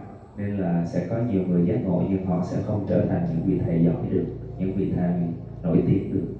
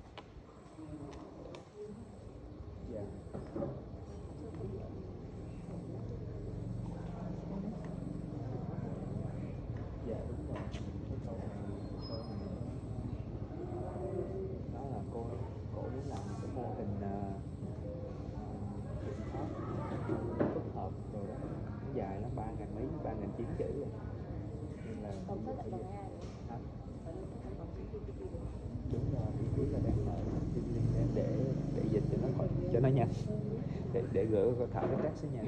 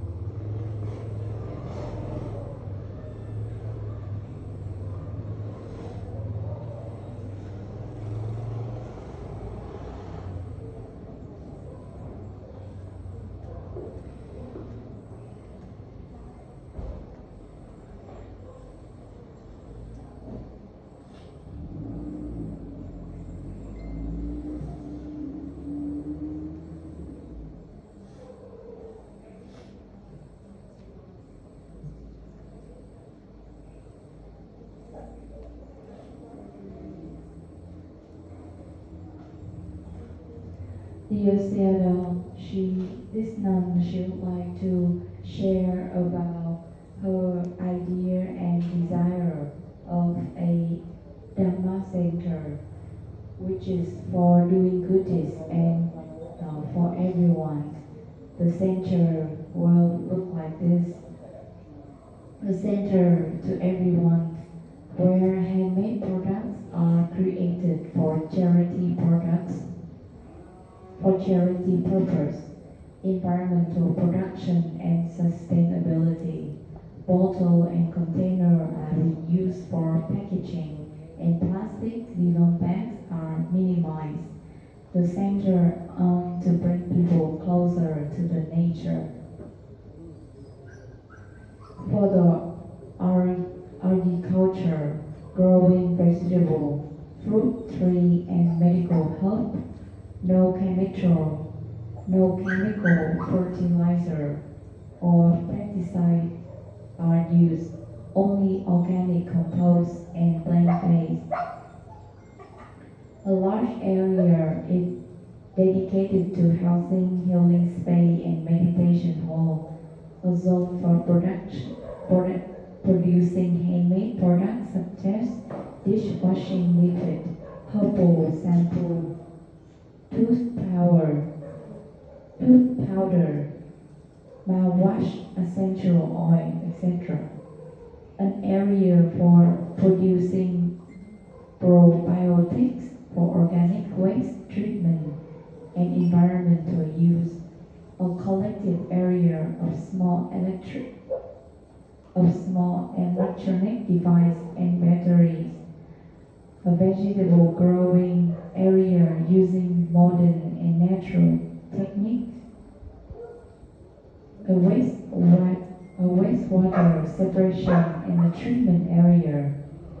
An area for producing organic compost from waste, and if it possible, raising earthworms.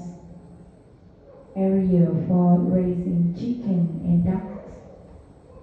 A general agricultural area, an outdoor meditation area. This place is for healing the body and mind in alignment with nature through detox, yoga, medicinal herbs, meditation, designed to sustainable for many different groups. A plant-based diet is followed, can including eggs. The head of the center is someone both talented and virtual. A master plan is prepared before construction to suit all intention, purpose. When the center produces many products, they will be sent to other places in need. There will be a product shelf where people can take items for use freely. Products are not sold. Instead, a donation box for the triple gem is placed with a sign that say, by using these products, you are performing a wholesome deed, making an offering to triple gems, protecting the environment, and loving yourself. We sincerely thank you for using these products. Material for housing and cooking are close to nature as possible. Emission to the environments are minimized as much as possible.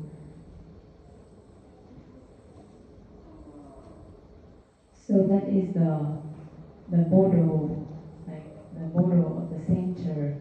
She wants to share with you and hope that you will like blessing for this kind of model to happening soon in Vietnam.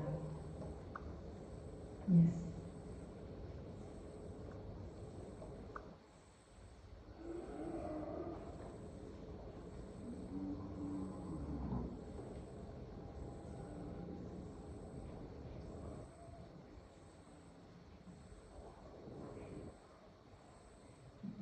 I will translate in Vietnamese question.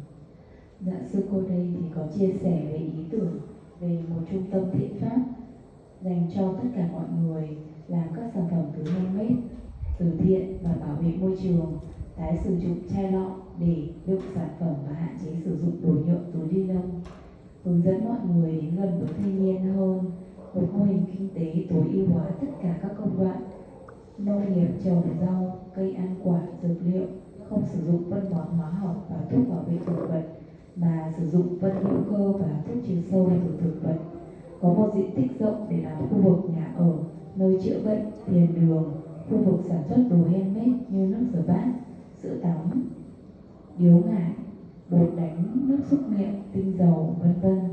Khu vực sản xuất men vi sinh dùng cho xử lý rác thải hữu cơ và môi trường, thu gom các đồ điện tử nhỏ và pin, khu vực trồng rau theo công nghệ mới và tự nhiên, khu vực bóc tách và xử lý nước thải, khu sản xuất phân tích hữu cơ từ rác thải và nếu có thể thì nuôi chuột quế, khu nuôi gà vịt, khu nông nghiệp, khu vực thiền ngoài trời. Nơi đây là nơi chữa bệnh thân tâm theo tự nhiên bằng các phương pháp như thanh lọc, tập yoga, cây dược liệu, thiền, làm sao cho phù hợp với nhiều đối tượng khác nhau. Thực vật có thể là ăn chay và có thể kiểm chứng. Người đứng đầu tại trung tâm là người có tài và có đức, có sự quy hoạch tổng thể trước khi xây dựng cho phù hợp với tất cả các mục đích. Khi sản phẩm của trung tâm nhiều thì sẽ gửi những sản phẩm đó đến các nơi khác đang cần và có quầy sản phẩm để mọi người đến và mang về sử dụng mà không bán, và chỉ để thùng cúng dường tam bảo có ghi rằng bạn sử dụng sản phẩm này là bạn đã làm thiện pháp cúng dường tam bảo và bảo vệ môi trường, cũng như đang yêu thương chính mình, trân trọng biết ơn bạn đã sử dụng sản phẩm này.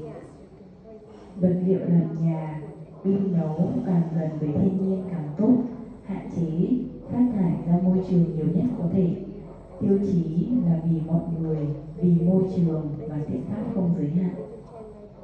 Thì cô muốn chia sẻ ý tưởng này tới đại chúng cũng như với thiền sư để với sự chia phước và các ý từ Ngài thì một trung tâm như thế này sẽ sớm có mặt ở Việt Nam.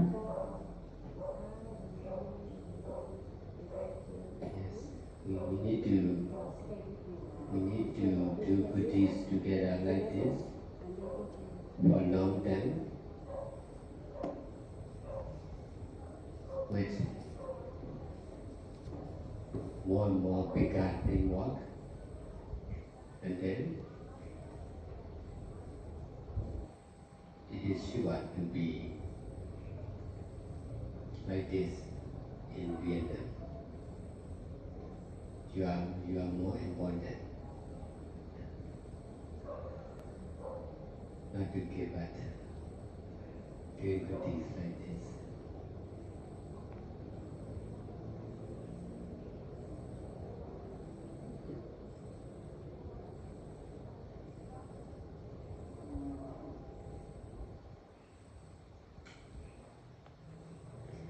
Dạ, thì Ngài đã trả lời như sau ạ.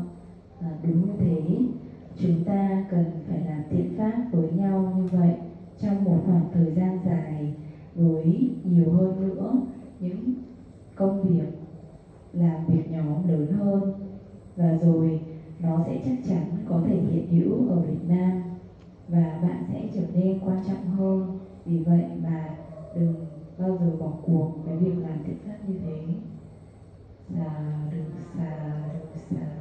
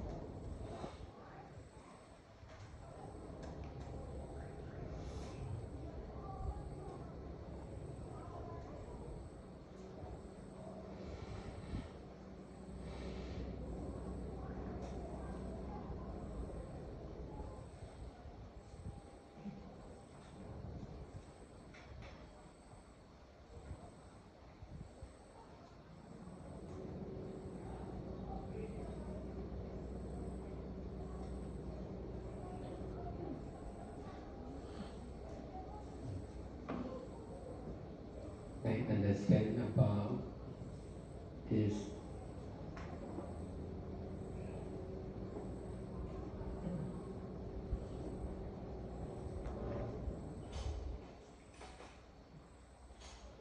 drawing or photo is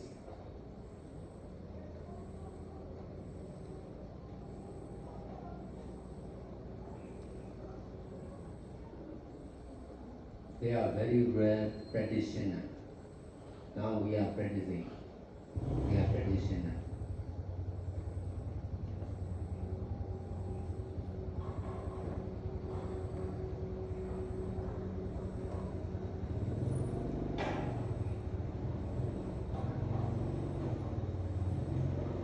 There are also very rare people who are encouraging.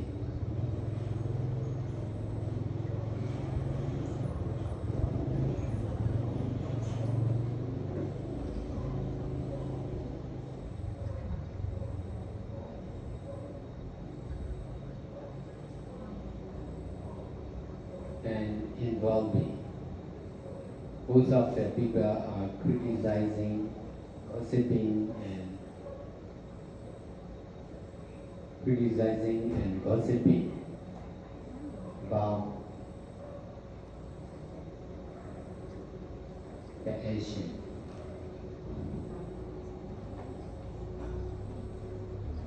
So we need more practitioner, more doer.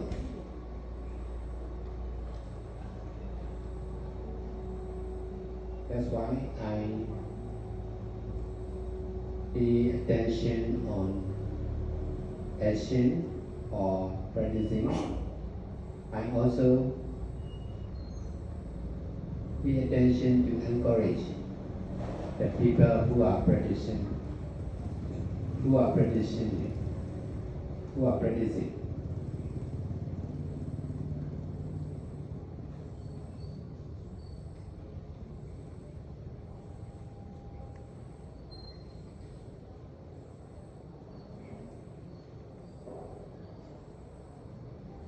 Some people were involved in our group, but they are not working very well.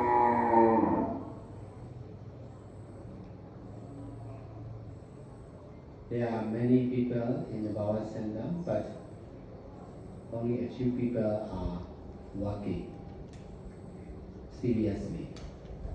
Most of the people are just involving. They cannot work. They may want to work, but they cannot work. They are not skillful in working.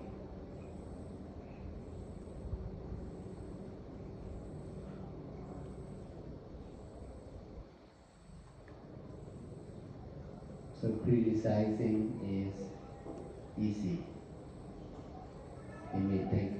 They may say what they think, but most of the thinkings are wrong.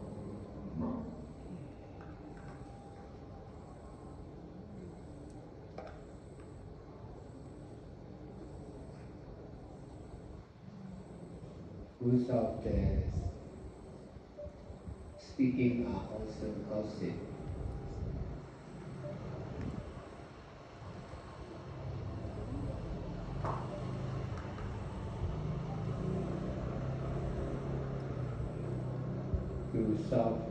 To make balance of the public, I try not to criticize, not to gossip.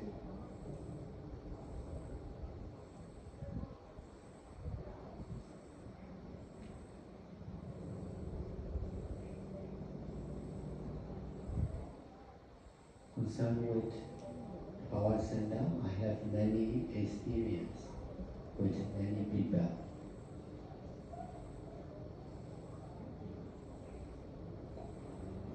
That's why I understand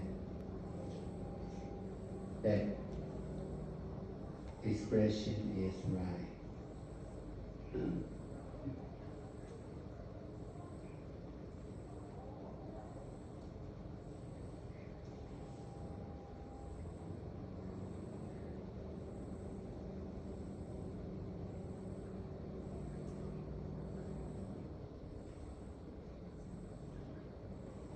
Chỉ đàm mà người ta là nhảy suy giảm, cái này là mình phải để xem rồi, chỉ đàm mà là phụ lượng ra, thì cái lúc lúc đến giờ nhẹ rồi, cái đó mà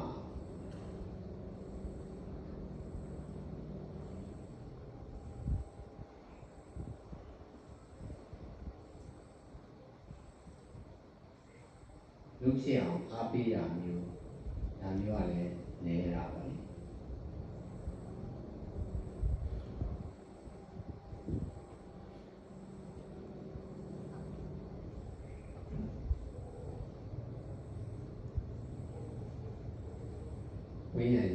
Mấy anh ra là lòng nhà, tôi nói là lúc前面的那lúc đầu, lúc này chào, thì cái lúc này chào rồi, mà đều nhẹ rồi. Lúc nhớ tôi nói là tìm vô lại, quy phản lại rồi, lúc thì anh vô chào.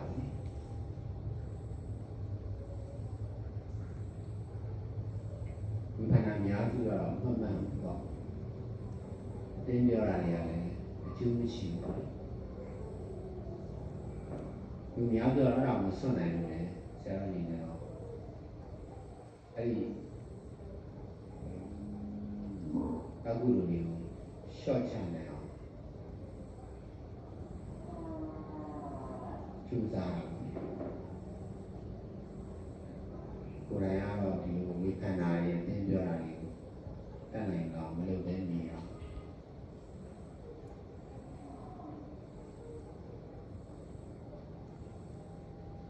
လုပ်ဖို့လိုအပ်လို့လေအလုပ်တွေတော့တောက်လျှောက်လုပ်ဖြစ်အောင်အနိုင်မလေးကိုလုပ်ဖြစ်အောင်တော့ရမယ်လို့တော့မတတ်လုပ်တဲ့လူကတော့မတတ်နေရအောင်ဒီလုပ်တဲ့လူလည်းအားပေးတော့ဗောလေလုပ်ပြင်တယ်လေတကယ်လုပ်နိုင်တဲ့လူကတော့နေတာအပြစ်ကင်းတာပေါ့နေတာဒီလိုပဲလုပ်ရတာဒီနေ့တော့လူတက်လာမှာ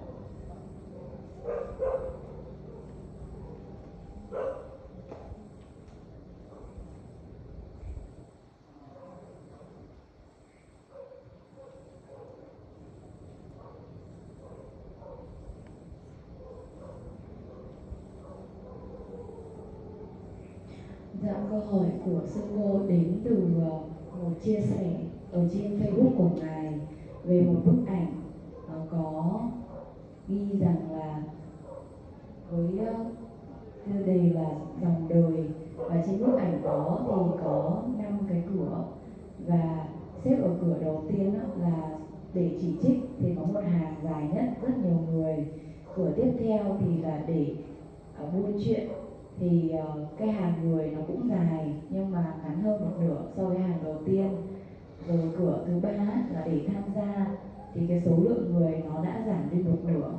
Và cửa thứ tư là để khuyến khích động viên, thì cái hàng người chỉ còn 3 người. Và cái cửa cuối cùng ấy là để giúp đỡ thì chỉ còn 1 người ạ. Thì cô muốn ngài chia sẻ thêm về ý nghĩa cũng như thông điệp của bức ảnh này ạ. Thì ngài đã trả lời như sau ạ. Những gì mà tôi hiểu về bức vẽ hay bức ảnh này đó chính là có cực kỳ hiếm những người mà họ thực hành thực sự, mà bây giờ thì chúng ta đang thực hành. Có rất hiếm và cũng rất là hiếm những người mà họ động viên, khích lệ hay tham gia. Hầu hết mọi người thì họ sẽ đánh giá, phán xét hay là tám chuyện về hành động của những người khác. Và vì thế mà chúng ta cần nhiều hơn nữa những người thực hành hay những người làm thực sự. Vì thế tôi tập trung nhấn mạnh nhiều hơn vào hành động hay sự thực hành. Và tôi cũng tập trung nhiều hơn vào việc động viên, khích lệ những người đang thực hành.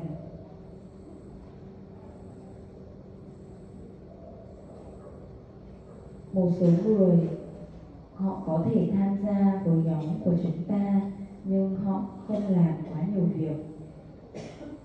Cũng như vậy, có rất nhiều người ở Thabawa nhưng chỉ một nhóm nhỏ họ làm việc một cách nghiêm túc. Những người còn lại họ có thể muốn làm việc nhưng họ không thể làm bởi vì họ không có kỹ năng trong công việc. Vì thế mà đánh giá và phán xét thì rất là dễ dàng, và họ sẽ đánh giá phán xét theo suy nghĩ của họ, và hầu hết những suy nghĩ thì là sai. Hầu hết những gì mà họ nói thì cũng chỉ là tán chuyện, tán gẫu. Để có thể cân bằng được trong đại chúng, tôi cố gắng để không đánh giá phán xét, không tán chuyện liên quan đến trung tâm Thabawa. Tôi có rất nhiều những kinh nghiệm với rất nhiều người, vì vậy mà tôi hiểu rằng cái bức hình này hay bức ảnh này diễn tả được điều đúng đắn.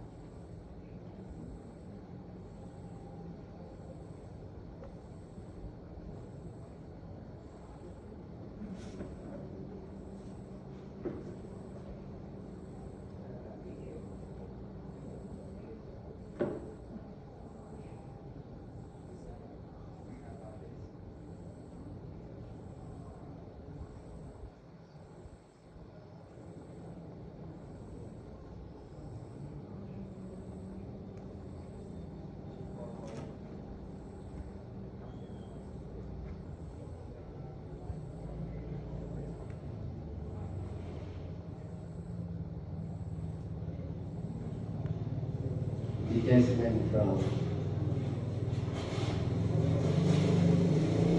human being. The more we feel like this, the more we can detach from attachment on the life of human beings or living beings.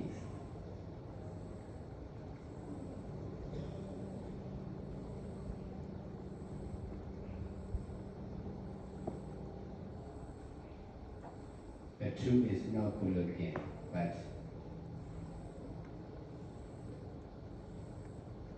very powerful to detach.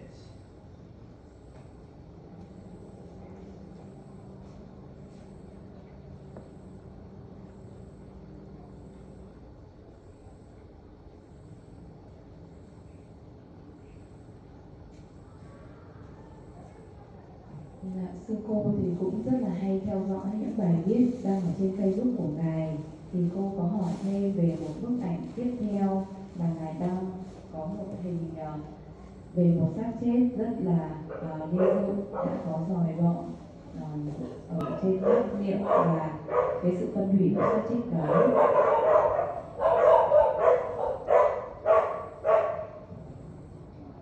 Với nội dung trên ảnh đó chính là bất kể cơ thể này được sửa chữa và bảo dưỡng như thế nào đi chăng nữa thì câu chuyện vẫn kết thúc theo cùng một cách.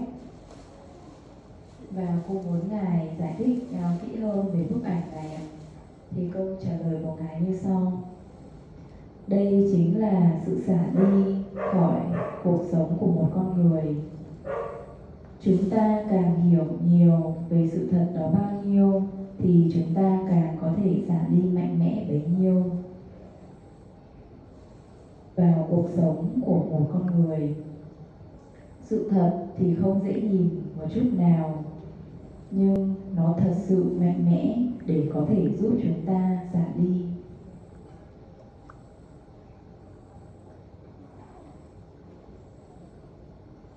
Thank you, Sādhu.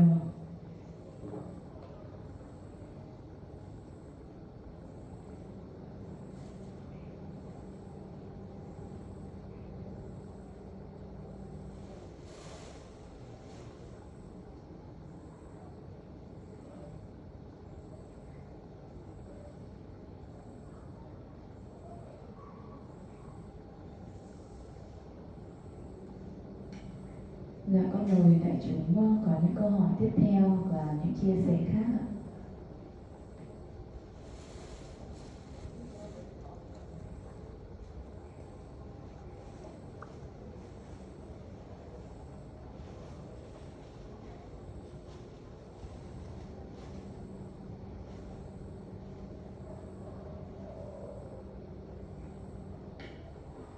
Dạ, con có một câu hỏi muốn hỏi Ngài ạ.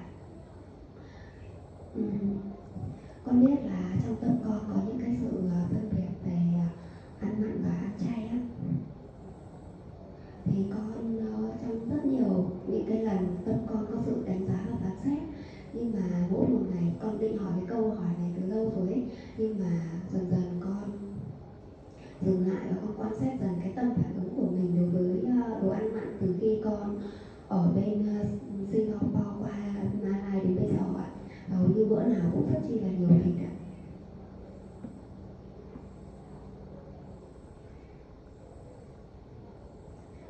Con thì trước kia thì con vẫn ăn thịt, nhưng sau bắt đầu là con đi vào con đường tâm linh thì con gần như con không ăn được thịt nữa, và cả trứng cũng vậy ạ.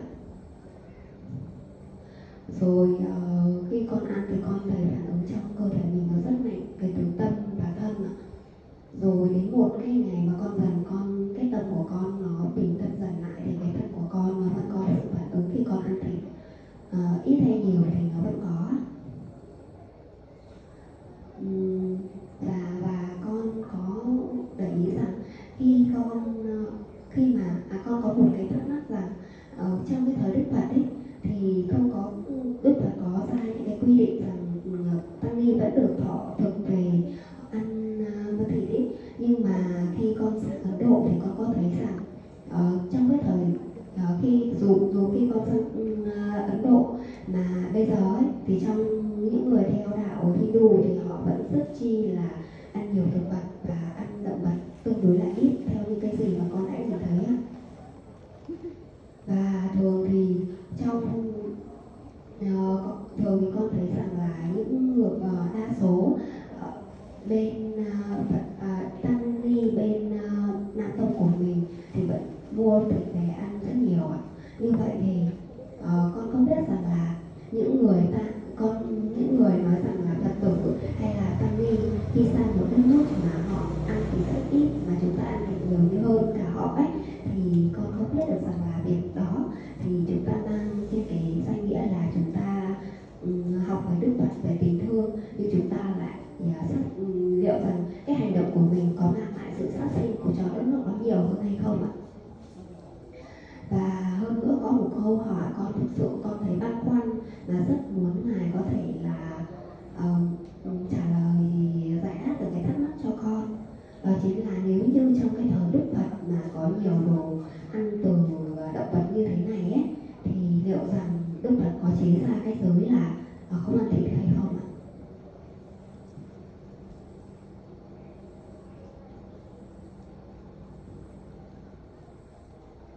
Và rất mong được thầy có thể là phân tích rõ và sâu hơn về cái nhân quả.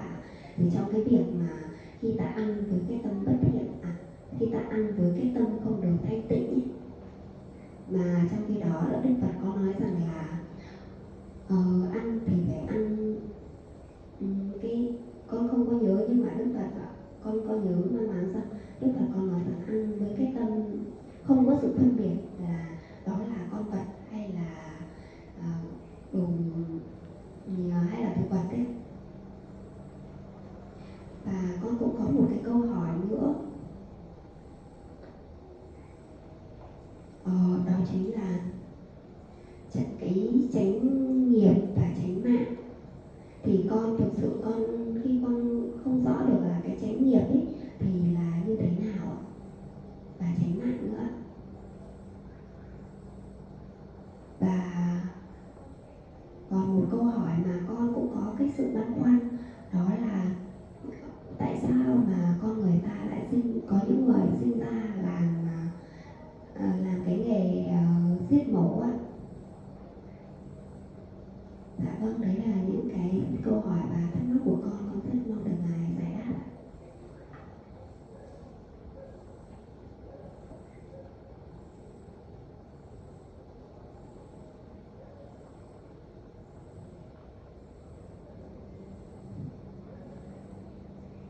Dear Sādhu, she have several questions for you. First, she share her understanding. I know in my mind it has the differentiate between eat meat and eat vegetarian. I want to ask you this question a long time ago in Singapore, but I still observe my mind. I still observe my reaction to when I'm eating.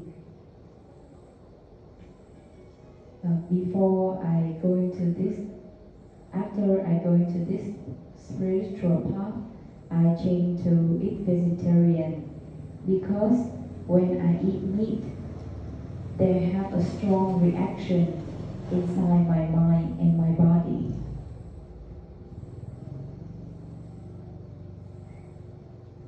So my first question is, I know that in the Buddha time, the Buddha is not state any rule and regulation about not eating meat, but when I go to India, they follow Hinduism, they eat a little bit meat and more vegetable. But what I see in the Theravada Sangha, they still buy the meat and eat. So is it like aligned with the teaching of the Buddha or not?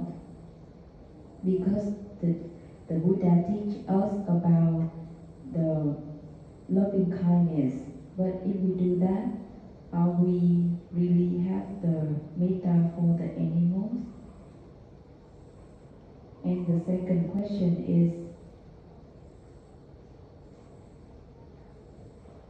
for example, what if in the Buddha time there is many meat like this, many food like this? Will the Buddha state the rule about not eating meat? And could you analyze, explain more detail about the cause and effect when we are eating with impure mind? Because the Buddha said, when we eat, we will eat with the mind that are not differentiate the meat or the vegetable, just the food. And the next question is, can you explain about the right action and the right livelihood? What does that mean? And the last question is, why some people, they are born to be or to work as a animal killer, kill the animal to sell.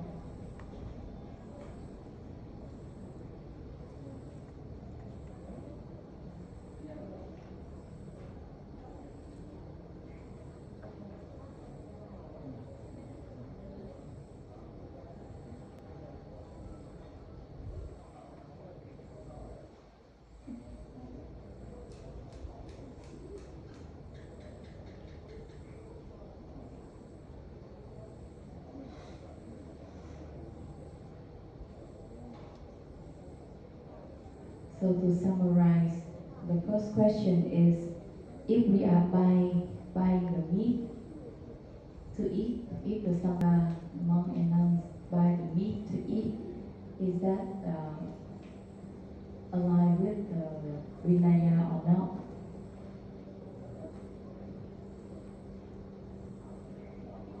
The second question is, if the Buddha in this time, will he will he give the rule that not eating meat?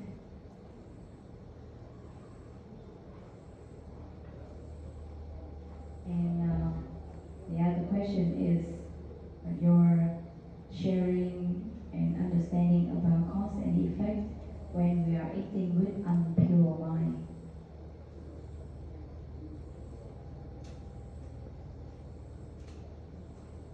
The next question is, what is the right action and the right livelihood? The last question is, why some people, they are born to work as an animal killer, kill animal to sell.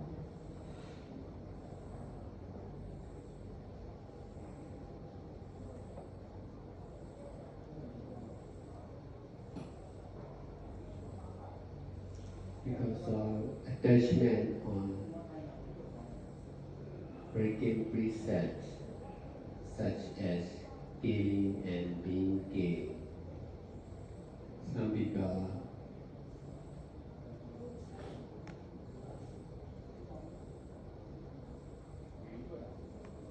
are busy with killing animals for food. In order to detach from breaking precepts, we need to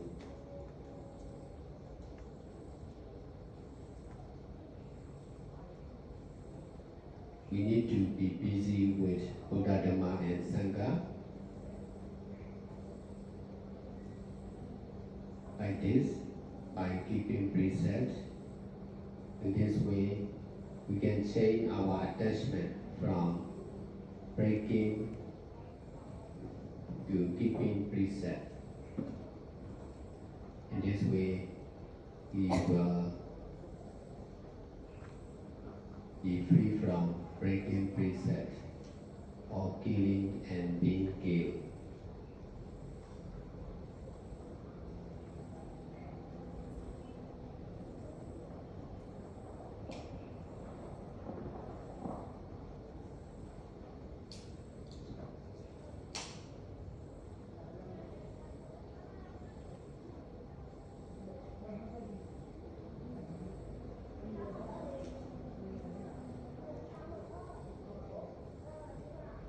Right action is no killing, no stealing, no sexual misconduct, no telling lies, no using drugs and alcohol.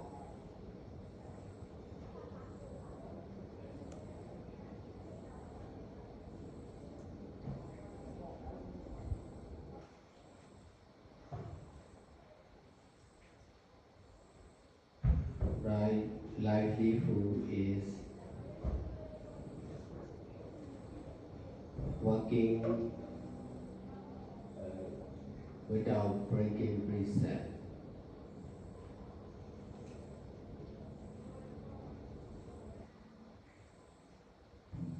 We can work for money, but we should keep precept.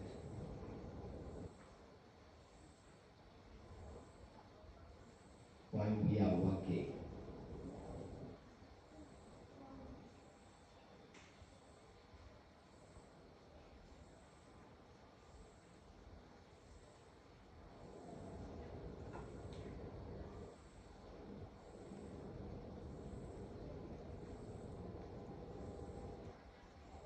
If Buddha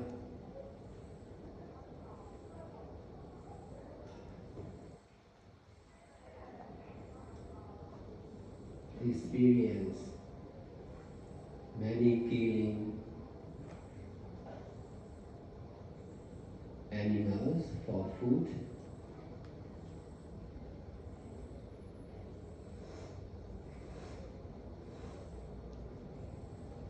nowadays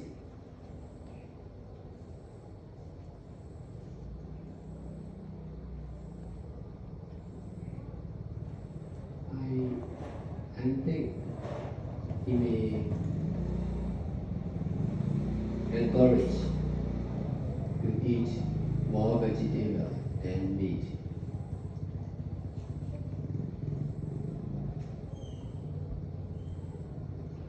But Buddha is concerned with all living beings.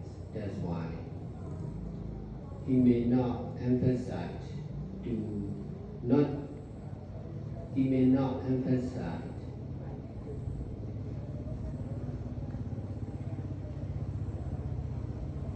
on eating vegetable or meat.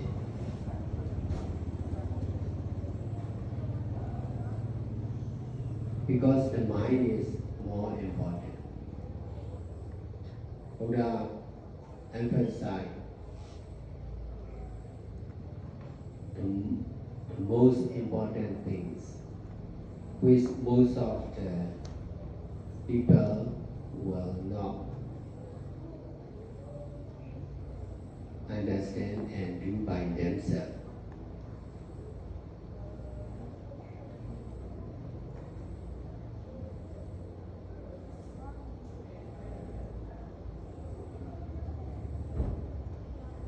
If we emphasize on eating vegetable or meat, there will be more attachment. The side effect will be more attachment on eating vegetable or meat. If so, it will be difficult to get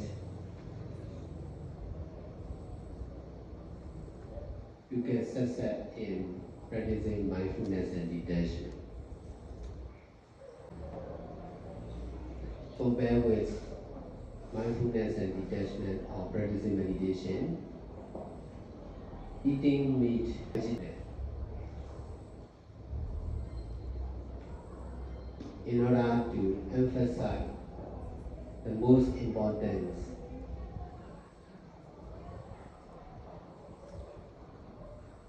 qualities of meditation, Buddha already guided us to practice meditation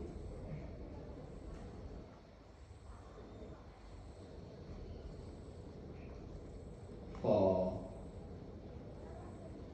1,792 times.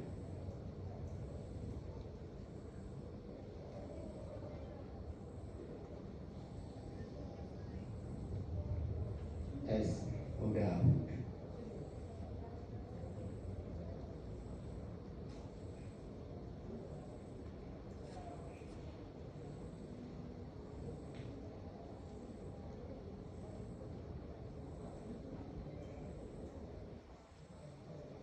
So eating meat or vegetable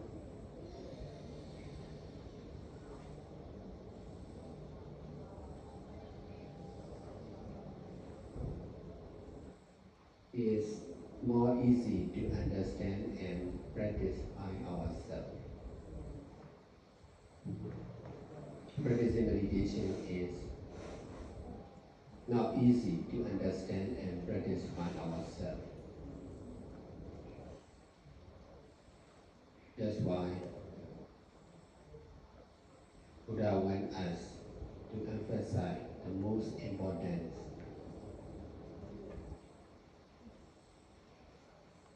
doing good deeds, which is practicing meditation or mindfulness and detachment.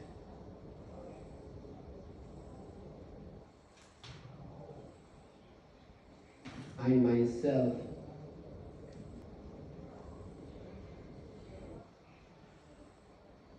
have been eating vegetable for over many years because of experiencing strong attachment on eating meat of the people in the society.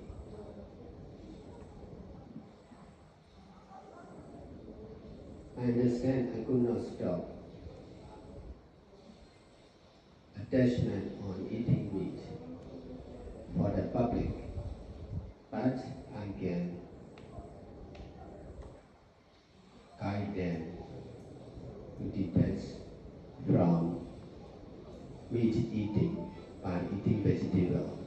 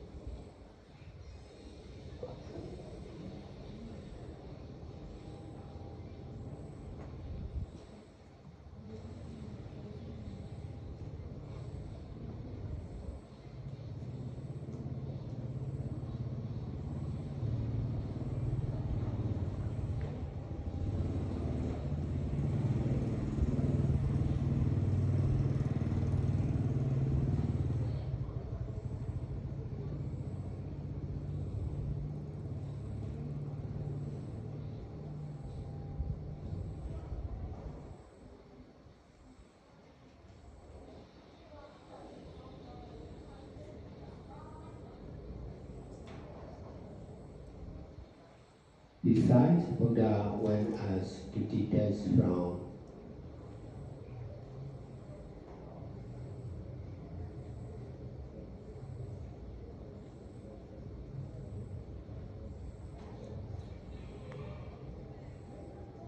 doing intentionally.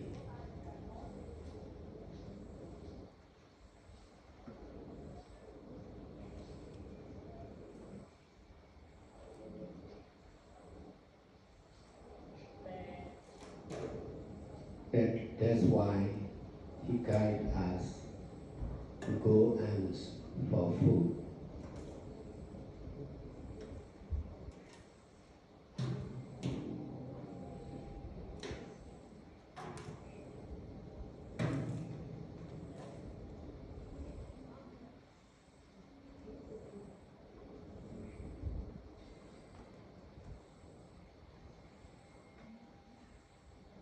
For road not only for food but also for road,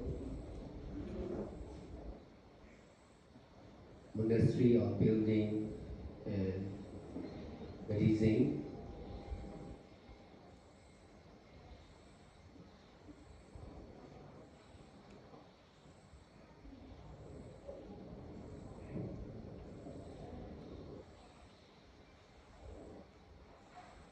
We should rely on donors.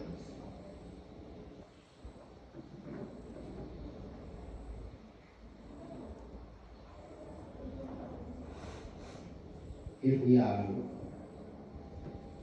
arranging for food, road, monastery and medicine by ourselves,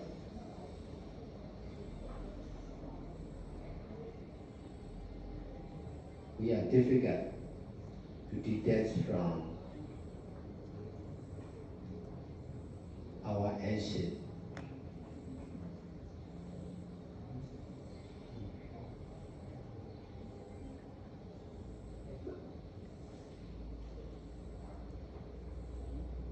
From the side of someone.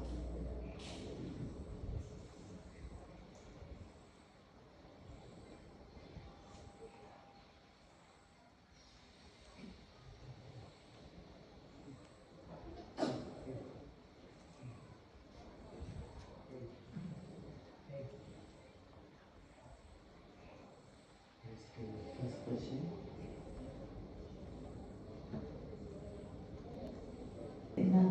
Buy the meat to eat, is it wrong with the religion? We are not allowed to buy meat. We just, most of them do not have strong attachment.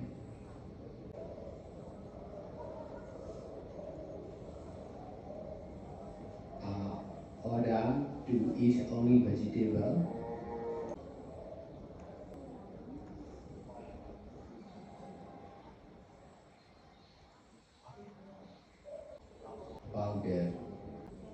About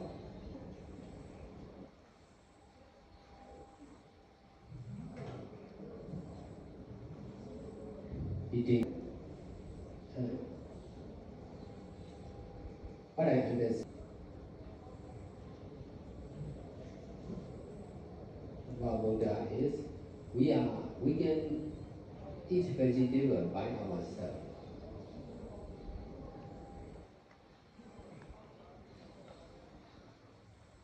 But we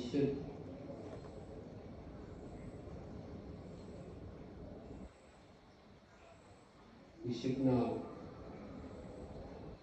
attach or grasp eating vegetable. If we are okay, we can eat meat or vegetable freely. It should be the same for the others.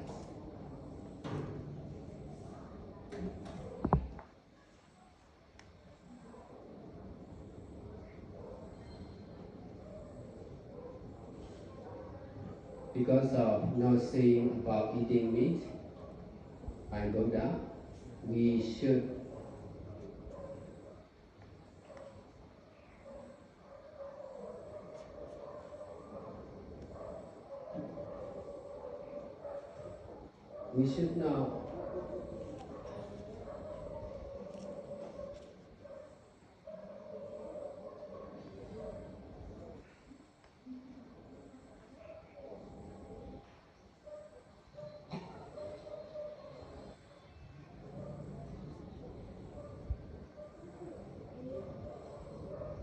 not pay attention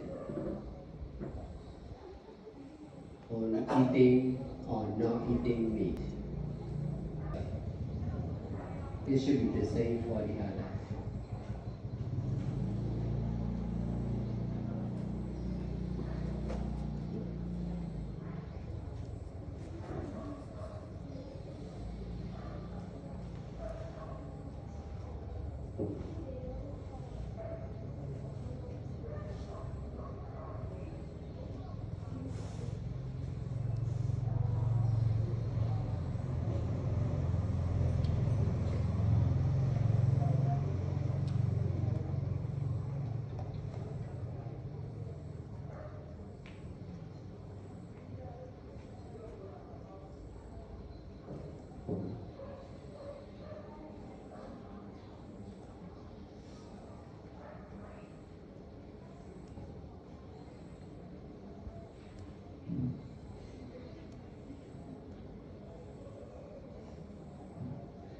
Ngài đã trả lời như sau. Với câu hỏi tại sao có những người sinh ra làm nghề giết mổ, thì câu trả lời như sau. Bởi vì sự dính mắc mạnh mẽ vào việc phá giới liên quan đến việc giết, sát sinh và bị giết, mà rất nhiều người bận rộn với việc giết những động vật khác để làm thức ăn. Để có thể xả ly khỏi việc phá giới, chúng ta cần phải bận rộn với Phật Pháp Tam Bảo như thế này để có thể giữ giới. Bằng cách này chúng ta sẽ có thể thay đổi sự dính mắc từ việc phá giới sang giữ giới. Bằng cách đó chúng ta sẽ được tự do khỏi việc phá giới hay giết hại và bị giết hại.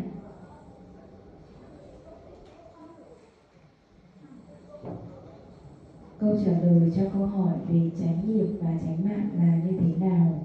Như sau. Chánh nghiệp hay hành động đúng đắn là không sát sinh, không trộm cắp, không tà dâm, không nói dối, không sử dụng các chất say và các chất kích thích. Chánh mạng chính là việc làm việc mà không phá giới. Chúng ta có thể làm việc vì tiền, nhưng chúng ta nên giữ giới khi mà chúng ta đang làm việc.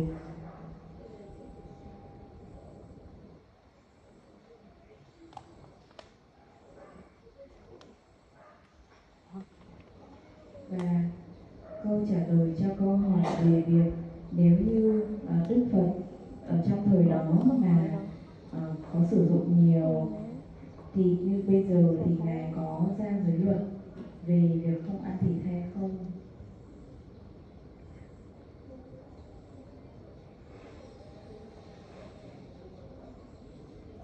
Thì câu trả lời của Ngài như sau. Nếu như Đức Phật có những trải nghiệm liên quan đến sát sinh, giết hại động vật để làm thức ăn như bây giờ, thì tôi nghĩ rằng Ngài sẽ động viên mọi người ăn chay nhiều hơn ăn thịt.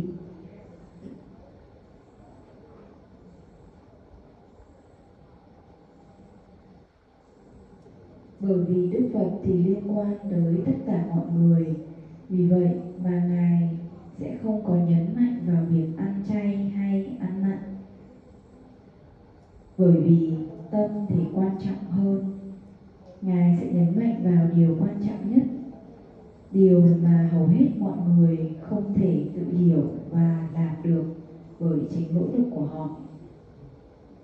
Nếu như chúng ta nhấn mạnh vào việc ăn chay hay ăn thịt, thì hậu quả kèm theo sẽ là nhiều sự dính mắc hơn nữa vào ăn chay hay ăn mặn. Nếu mà như thế thì sẽ rất là khó để thành trong việc hành tránh và xả ly. Và chánh niệm và xả ly thì quan trọng nhất trong tất cả. Để mà so sánh giữa chánh niệm và xả ly hay việc thực hành thiền với việc ăn chay và ăn mặn, thì việc ăn chay và ăn mặn không quá quan trọng.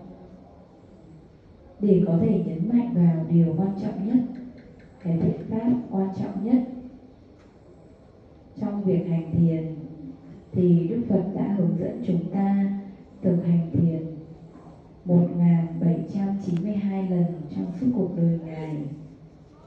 Nghĩa là Ngài đã nhắc đi nhắc lại về việc thực hành thiền rất nhiều lần so với việc dạy về ăn chay hay là ăn mặn.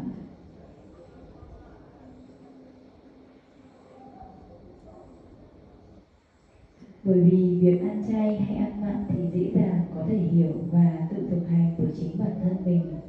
Còn việc thực hành thiền thì không dễ dàng để có thể hiểu và tự thực hành. Vì thế mà Đức Phật muốn chúng ta có thể nhấn mạnh vào điều quan trọng nhất, thiện pháp quan trọng nhất, đó chính là hành thiền hay thực hành chánh niệm và xả ly. Bản thân tôi đã ăn chay trong rất nhiều năm, bởi vì trải nghiệm cái sự dính mắc mạnh mẽ của những người ở ngoài xã hội về việc ăn mặn. Vì vậy, và tôi hiểu rằng tôi không thể ngừng cái việc mà họ ăn mặn, nhưng tôi có thể hướng dẫn họ để xả ly khỏi nó bằng việc ăn chay.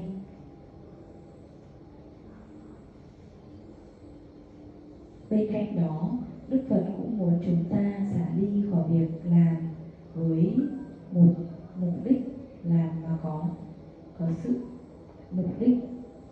Vì thế mà Ngài đã hướng dẫn chúng ta đi khất thực để có đồ ăn.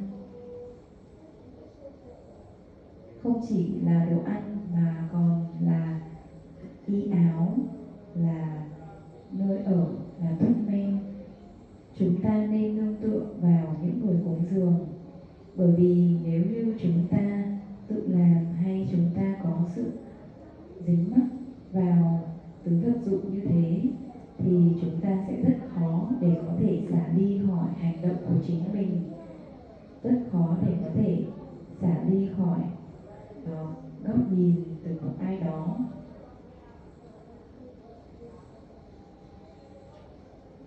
Và câu trả lời cho câu hỏi về việc hiện nay khi mà thấy các vị chư tăng ni mua đồ ăn mặn về thì có đúng với giới luật hay không, thì Ngài đã trả lời như sau. Chúng ta, những người chư tăng ni thì không được mua đồ về ăn, mua đồ mặn về ăn, mà chúng ta chỉ được phép nhận từ những người cúng dường. Nhưng hầu hết những người cúng dường thì họ có sự dính mắc mạnh mẽ vào việc ăn thịt. Vì vậy mà nếu như các chư tăng ni yêu cầu họ là chỉ có ăn chay thôi thì điều đó sẽ tạo ra sự khó khăn và bận rộn trong những người cúng dường, những người thí chủ. Là một chư tăng, tôi hiểu rất nhiều thứ về những người đời, về những người ở ngoài xã hội. Vì thế mà Đức Phật, Ngài có sự hiểu biết toàn diện về những người ở ngoài xã hội, nên Ngài không có nói gì về việc ăn chay hay ăn mặn, không có nói gì về việc ăn thịt. Tôi hiểu rằng, và điều tôi hiểu về Đức Phật đó chính là chúng ta có thể ăn chay, ăn rau bằng tự mình chọn việc ăn rau. Nhưng chúng ta không nên dính mắc hay nắm giữ vào việc ăn rau. Nếu như chúng ta ok, chúng ta ổn thì chúng ta có thể ăn bất kỳ cái gì, cả rau hay thịt một cách tự do. Thì điều này cũng tương tự với những người khác, họ cũng nên có sự tự do để ăn những gì mà để ăn cái gì mà họ muốn. Và chúng ta không nên chú ý quá nhiều vào việc ăn hay không ăn thịt. Đấy chính là điều mà tôi hiểu. Chúng ta có thể ăn một cách tự do, và điều tương tự cũng nên, và chúng ta cũng nên hiểu tương tự với những người khác, họ cũng nên có sự tự do đó.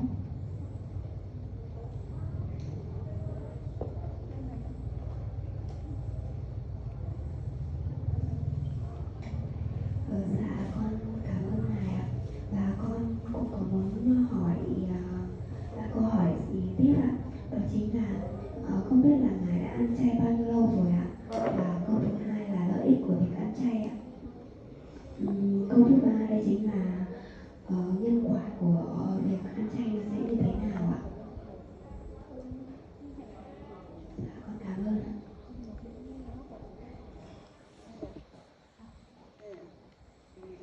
Thank you, Sādhu, for your answer. I have 3 more questions concerned with the eating vegetarian. The first question is, how long have you been eating vegetarian? The second question is the benefit of being a vegetarian. The third question is, what is the cause and effect of eating vegetable or being vegetarian?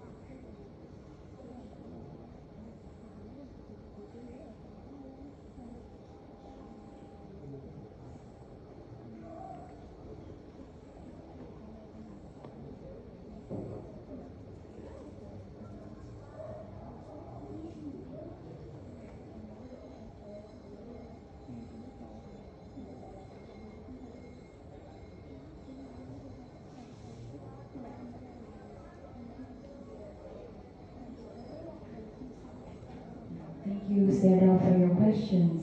I have 3 more questions. The first question is, how long have you been a vegetarian? The second question is the benefit of become vegetarian. The third question is, what is the cause and effect of become vegetarian? Or what is the cause and effect of eating vegetable?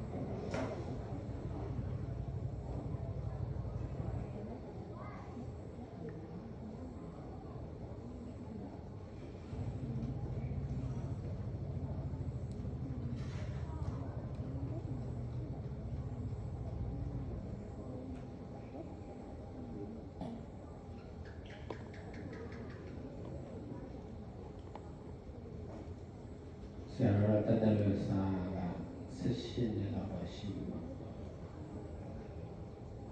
အဓိကအကျိုးကျေးဇူးကတော့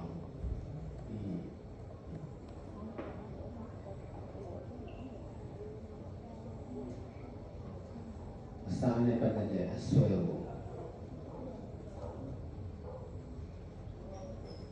ဖြုတ်နိုင်လို့ခဲရင်းနဲ့အစာနဲ့ပတ်သက်တဲ့အစွဲကိုတတလူစာကိုပို့ပြီးတော့ဖြုတ်နိုင်တယ်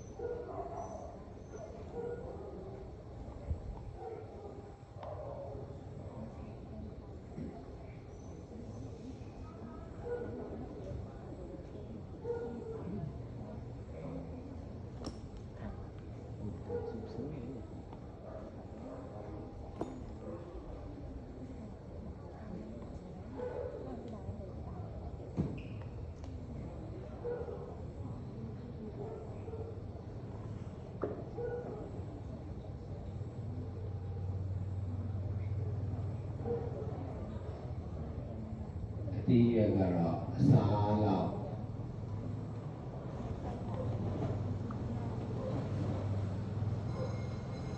ဆွဲလမ်းမှုမကြီးစေဘူးပေါ့လေ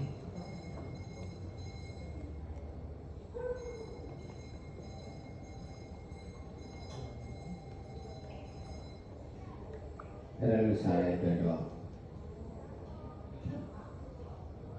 တာစာလို့ဖြစ်ပေါ်တဲ့ဝေးလံထိုင်မှန်မှုတွေ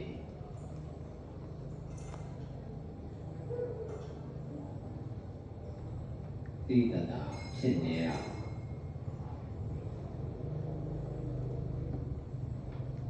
တာစာလို့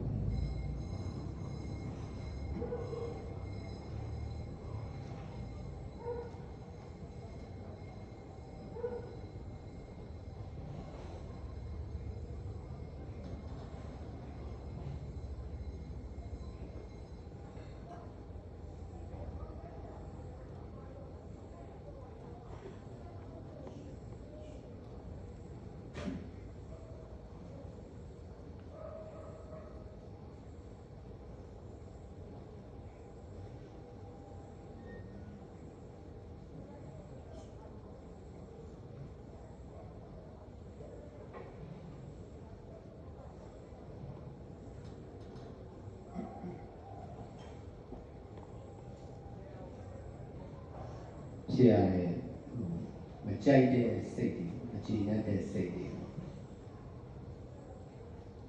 တွေလည်းအဖြစ်နေပါ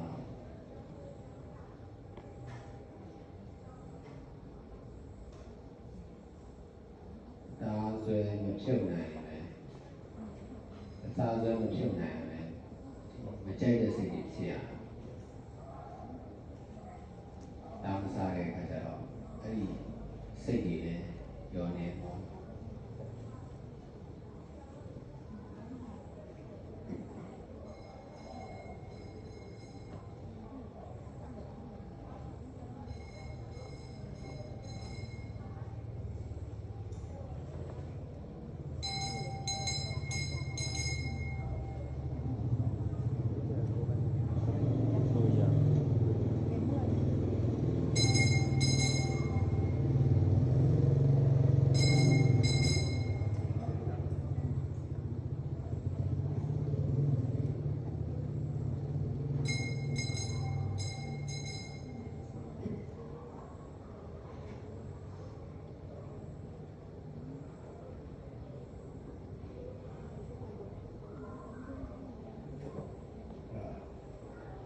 စားစရာအများစုကလည်းအသားနဲ့ပတ်သက်နေတော့အသားမစားဘူးဆိုရင်စားစရာပဲစားစရာအများစုကလည်းကိုယ်နဲ့မဆိုင်တော့ဖြစ်သွားအဲ့ဒါတော့တော်တော်လေးတက်တာရအောင်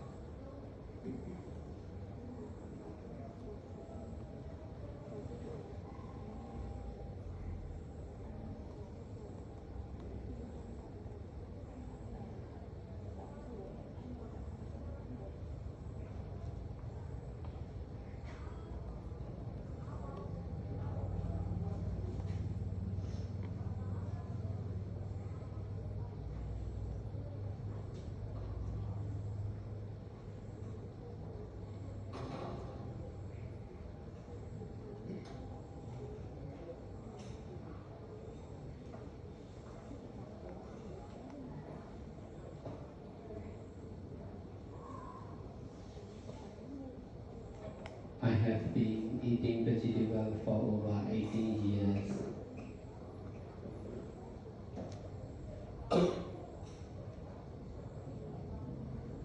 The consequence of eating vegetable is detachment from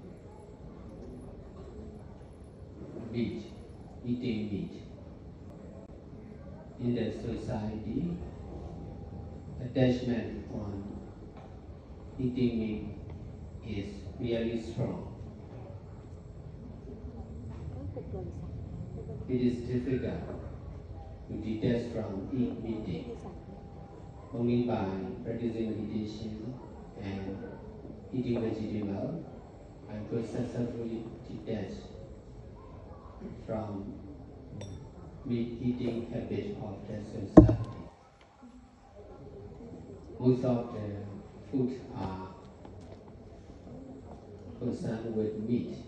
Because of eating vegetable, most of the food are not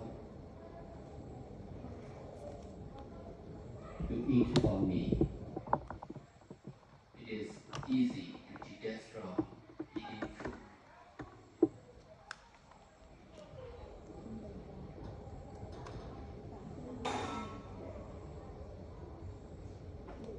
Because of eating vegetable,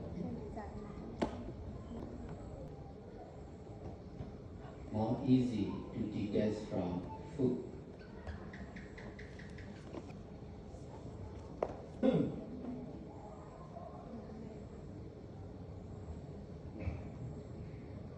And strongly attached by the people.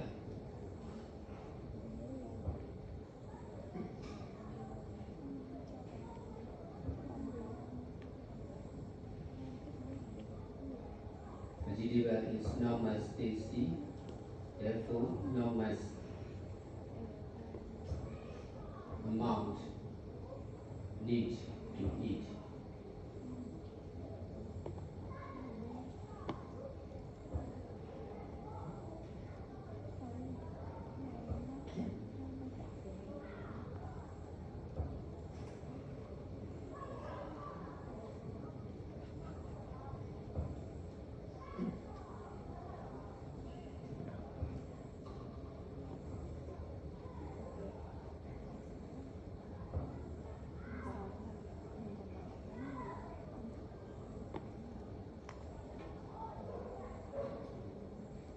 Because of eating meat,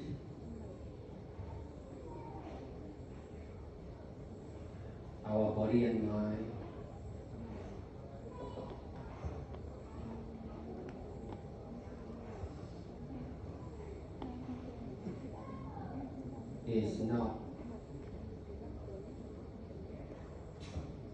is more heavy if we are eating vegetable. Body and mind is more lighter.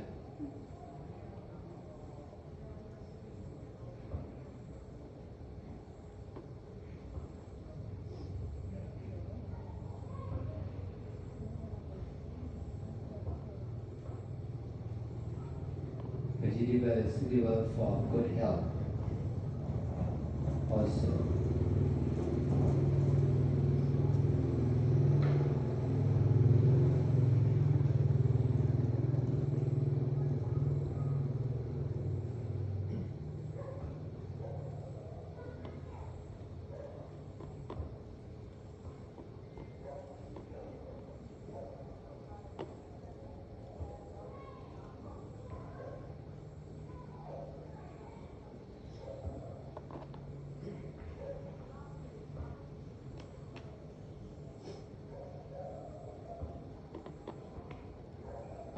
Eating meat, I can be free from not satisfying.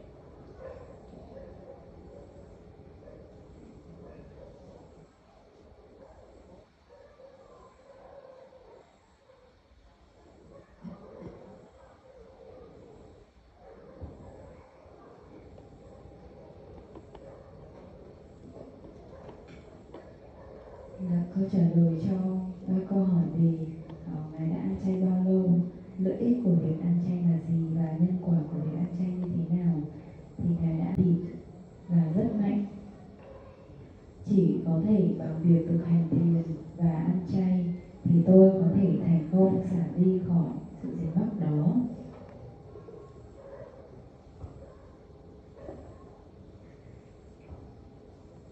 Hầu hết các loại thức ăn thì đều liên quan đến thịt. Vì vậy mà hầu hết những loại thức ăn đó thì tôi sẽ không có phù hợp để ăn. Và như vậy thì rất dễ để có thể xả đi khỏi việc ăn thịt. Bởi vì ăn rau mà sẽ dễ dàng hơn để xả đi khỏi đồ ăn nói chung. Bởi vì thịt thì rất là ngon và có sự dính mắc mạnh mẽ, người ta sẽ có sự dính mắc mạnh mẽ với nó. Rau thì không có nhiều mùi vị như thế, vì vậy mà sẽ không cần phải ăn quá nhiều.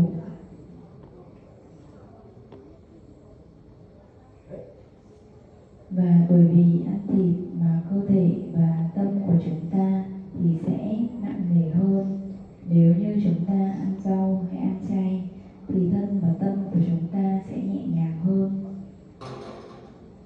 Ngoài ra thì việc ăn chay cũng phù hợp và tốt hơn cho sức khỏe nữa. Vì ăn thịt mà tôi đã từng cảm thấy không có hài lòng. Và bởi vì không ăn thịt mà tôi có thể được tự do khỏi việc cảm thấy không hài lòng đó.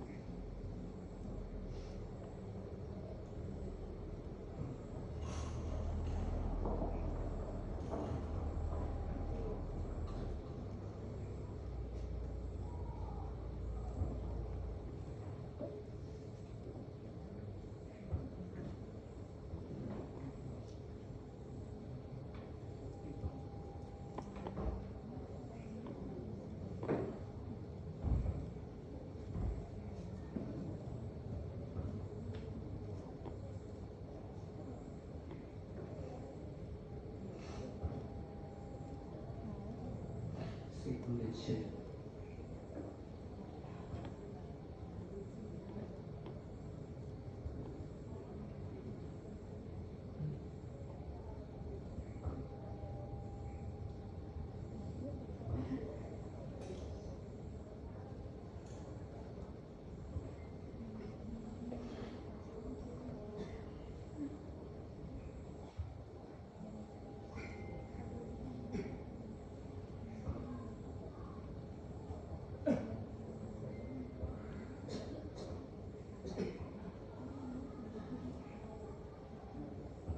Nam mô Thời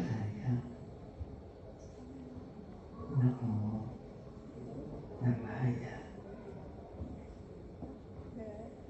Nam mô Sangaya. Địa Đa Đề Nam Ma.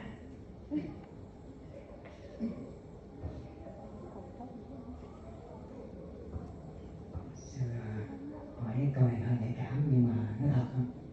Hơi nhạy cảm nhưng mà thật.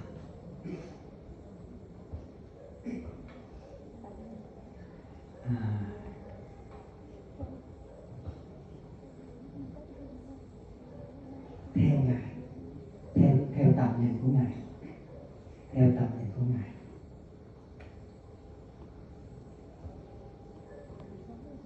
sự đủ khả năng, sự đủ khả năng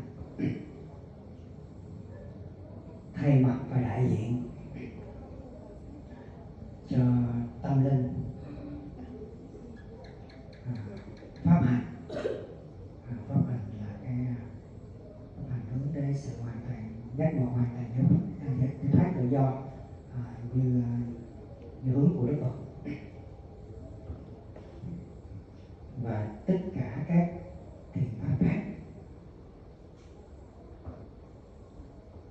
trên đất nước Việt Nam và nhiều quốc gia khác được không?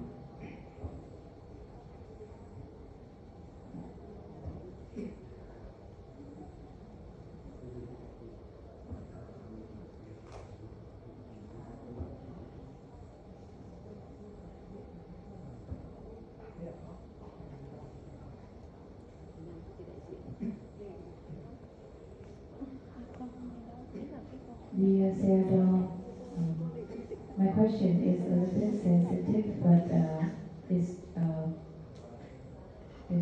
it's real. I would like to ask, according to your vision, me as a monk are able to represent for the spiritual or the Dhamma path, the path of the Buddha, to be enlightenment like the Buddha, and to represent for all the Buddhists in Vietnam and other countries or not? Is it possible? Is it possibility or not? In your vision, can he represent for the spiritual, the Buddha, the Dhamma path to be enlightenment, and represent for all the Buddhists in Vietnam and other countries? Can he represent for it or not? Is there any possibility in your vision?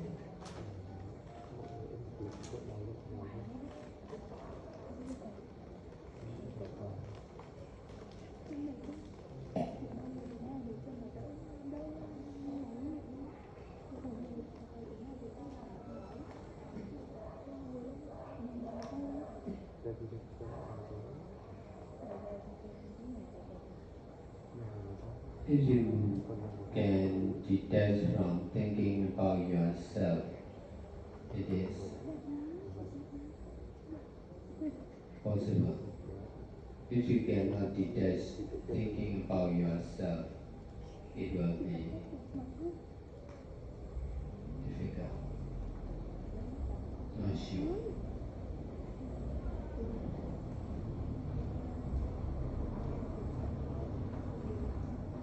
detachment from oneself, especially someone or I, is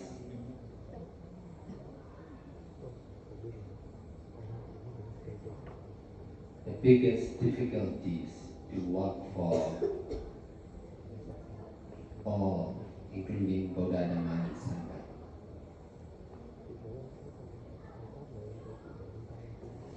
If we cannot detach from ourselves, we must practice, especially for ourselves. In this way, we are difficult to represent to our country and modern Buddhism.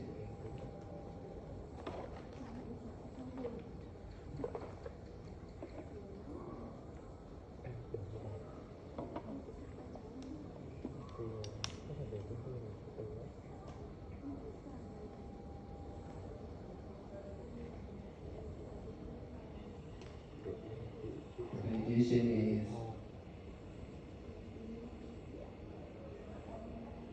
finding our own mistake to correct. We must understand what is wrong with our practice, and then we must be able to correct one after another. If so, we are able to work for all, including Buddha, Dhamma, and Sangha.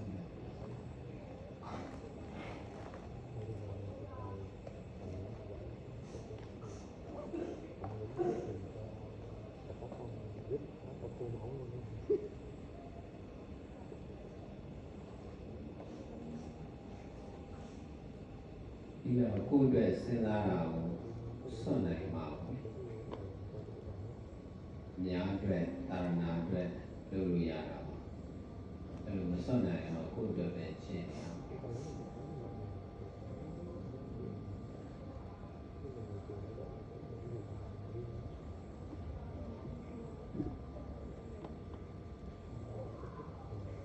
thì sau này mà ý chí à.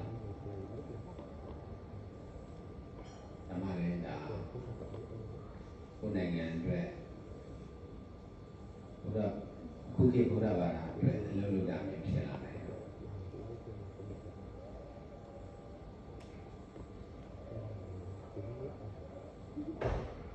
Ngài đã có chia sẻ như sau: nếu như sư có thể xả đi khỏi suy nghĩ về chính mình thì sẽ có khả năng, còn nếu như sư không thể xả đi khỏi suy nghĩ về chính mình thì sẽ khá là khó khăn và không chắc chắn.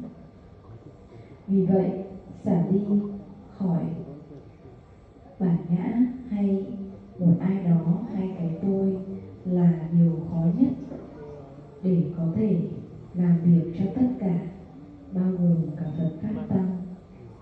Nếu như chúng ta không thể xả đi khỏi bản ngã, khỏi cái tôi, thì chúng ta cần phải thực hành. Vậy thì chúng ta sẽ thực hành chỉ cho riêng mình. Nếu và như thế thì chúng ta sẽ rất khó để có thể đại diện cho đất nước của chúng ta hay Phật giáo hiện tại. Hành thiền chính là tìm ra được những lỗi lầm của chính mình để có thể sửa sai.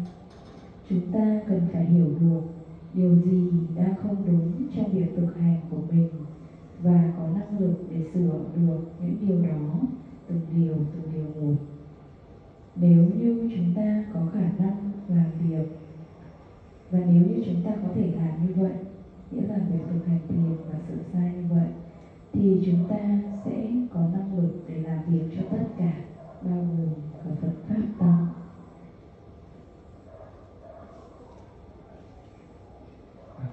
Thầy kỳ Baba Dhamma.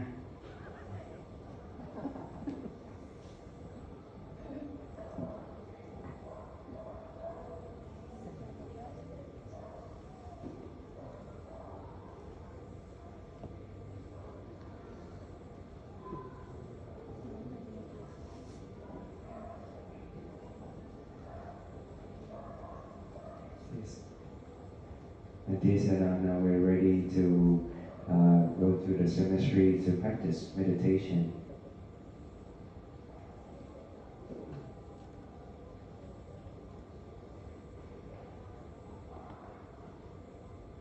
So would you like to join us for a short session? Dạ, và Ngài đã đồng ý là sẽ ra nghĩa trang thực hành với hội chúng trong một thời khóa ngắn. Dạ, sau đó quý vị nào chúng ta muốn tiếp tục thực hành qua đêm thì chúng ta vẫn có thể tiếp tục thực hành.